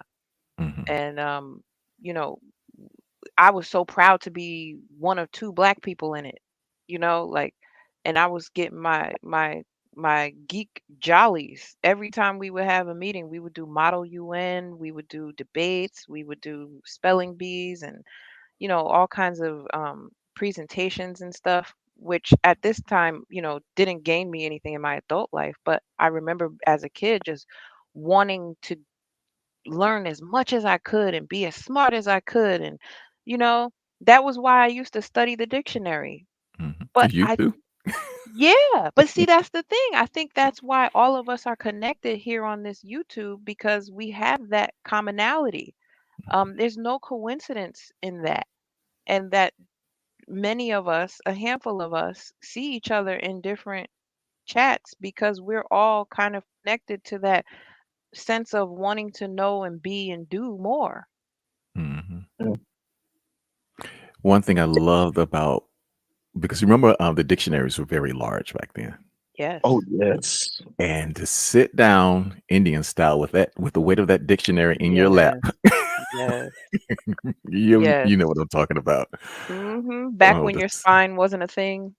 yes, and and the weight of the book and the smell of the paper, it was Yes. just, Oh. Sometimes I yeah, would just flip the pages to smell the book before I actually started reading anything. yep.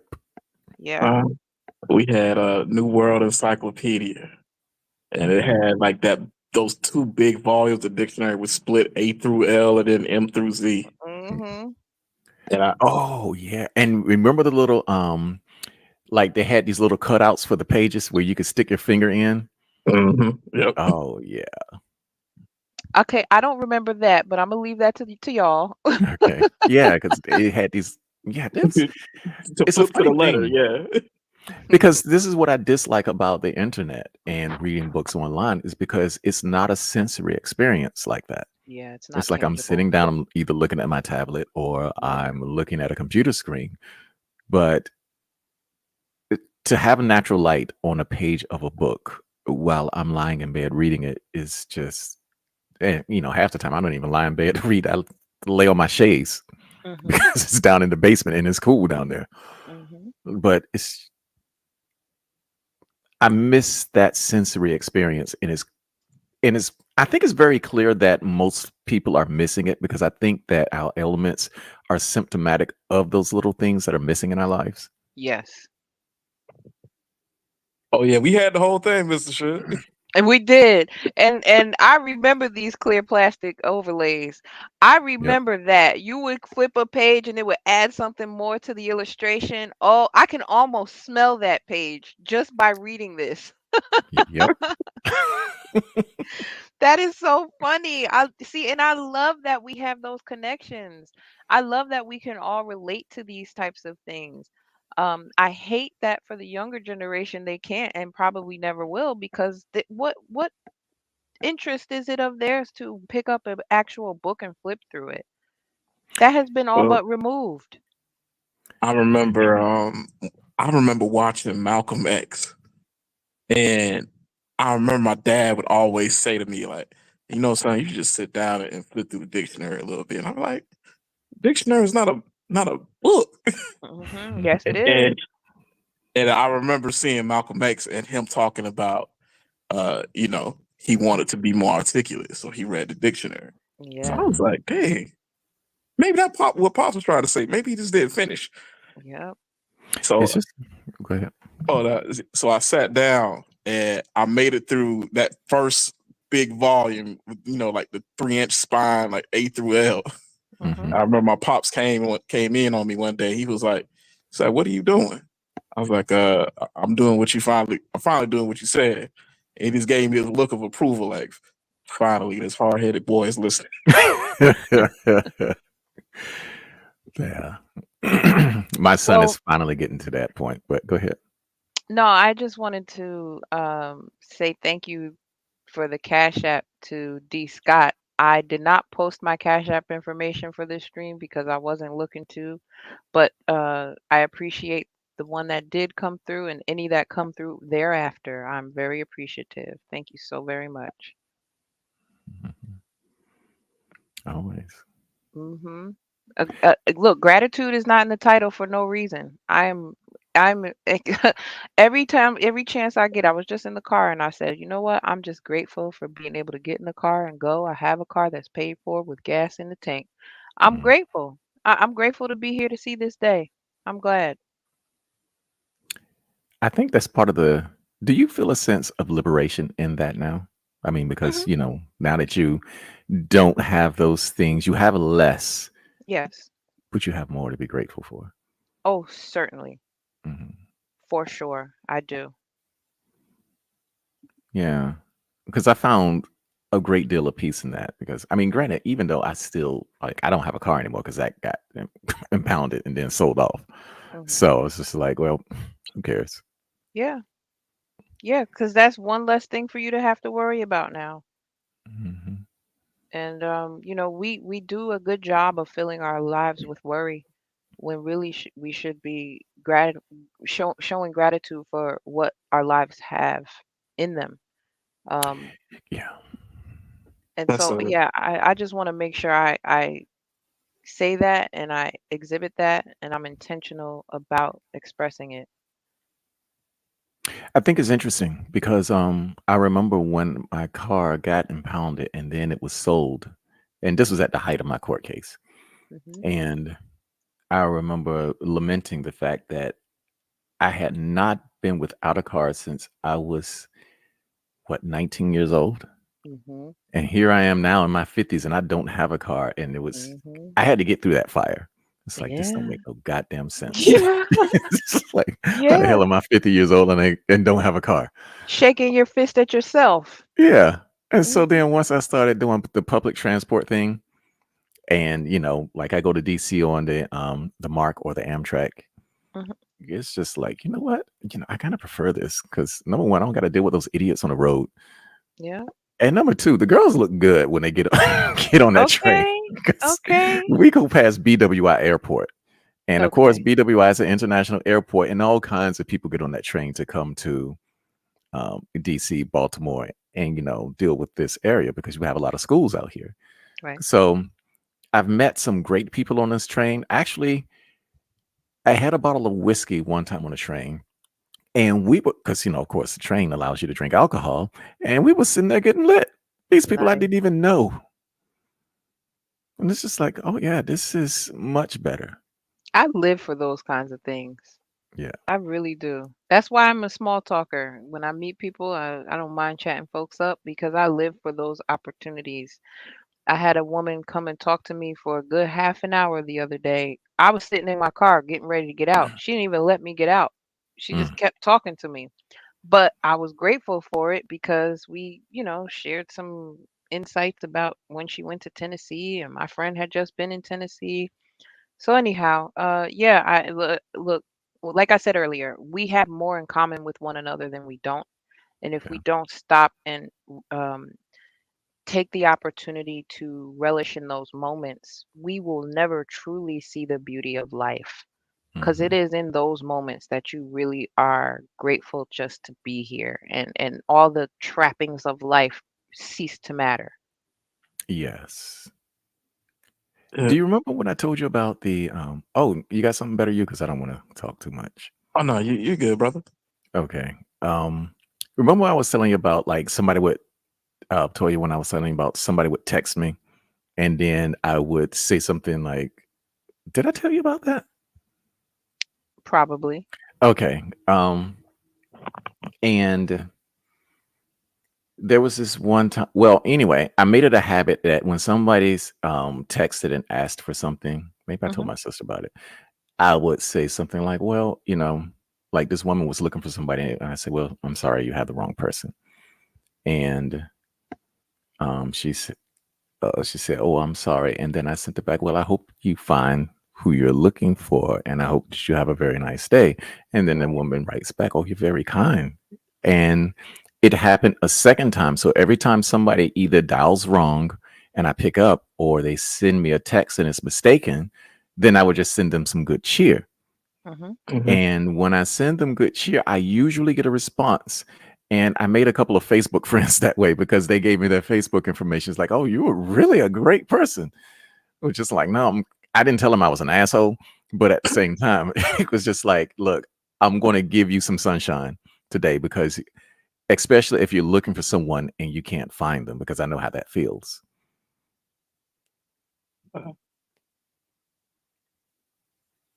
I feel like sometimes with life, we can kind of, through our possessions and connections, Hmm. sometimes we can lose sight of the big picture. Yeah. And, you know, and it's kind of funny. Like there's a duality to money and things. Possessions in one sense allows us to be more comfortable, but with that comfort, they can also introduce more worry, more obligation, in a lot of senses, less freedom. If you think about it.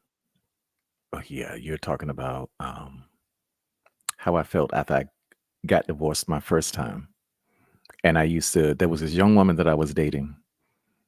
And, we continued to date after, well, she was the one who I was dating when I was married. And so we Mhm, considered, and she said, you're blessed because you have everything. Because, yeah, I was established. mhm, And I looked and I said, "You're blessed because you don't have all of these trappings. Because you're free to do without having to worry about a mortgage and all of this stuff."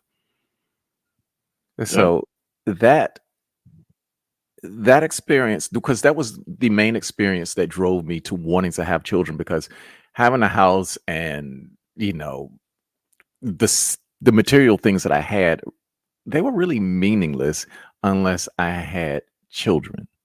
So there was no need for me to have a four-bedroom house, even though I was married to a woman. It was just like we didn't need four bedrooms, but it was a house that she wanted, so I bought it. yeah. But at the same time, it was just like, after we divorced, it was like I really don't need all of this house. I can't stand mowing grass in the yard. It's too damn big. And Mm, I was always getting city letters saying that you needed to cut your damn grass. I'm like, well, let me find somebody to cut this stuff then. So I would hire somebody to do it, which was another waste of money.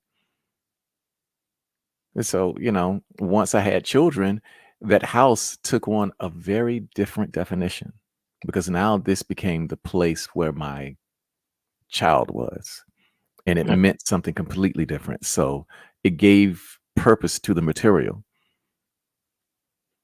Nah, I can definitely see that.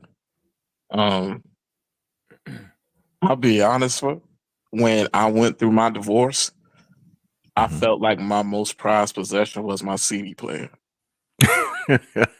Really? Oh yeah, because music was I've all back then a lot more than I am now. I still love music, but I don't have the same amount of time. But like Nas was like the artist of my life at that time. Nah, so war is necessary. And he had just came out with the album Life is Good. Mhm. And to me, I still think that's one of his greatest albums. A lot of people are like, hey, it was all right. Like, nah. Yeah, they're gonna say Illmatic. Like, nah, you ain't been there. Divorce, like even the album cover, like looking at the wedding dress and everything. I'm like, I've been there. Like, had Bye Baby on repeat. Mhm. And see, that's why my CD collection is my most prized possession. Mm, okay. Yeah, I can completely relate to what you said. In my last apartment, I bought myself a CD changer with dual speakers, kind of like the Iowas used to be popular. Mhm. And I was so excited about being able to play my CDs in the house again. Just the little things. But Yeah. I don't want to keep you guys too much longer. I would love for you all to impart some last words before I close out the stream. And I really thank you both for joining me. It was such a treat to have you join me because I thought I was just going to babble for 2 hours, and um, I did babble for most of it, but you guys helped me out a lot, and I Oh, really that's cool. appreciate you. Yeah, I would like to impart this bit of wisdom because even in my faith, as I'm discovering this, the things that you don't think that you were going to be doing, you may end up doing them, Hmm. and it's not so bad once you take away the BS. And so I'm Hmm. just saying that because I'm watching my life go in this direction, and like I said, I did not think I would be doing this. But Right. fortunately enough, this is where the learning part comes in because I'm a lifelong learner. I had this skill cocked and loaded when my life went into shambles. So See, keep learning. that tool belt, nice and full, right? Hmm. So that's my closing comment. Thank you, Dead Set. You're always Mhm. welcome here. Thank you. You're welcome. Ooh, that's a fact to follow. He always is. Don't let that scare you away though. Uh, I would leave everybody with a quote from the great Bruce Lee, and he said, "Be like water."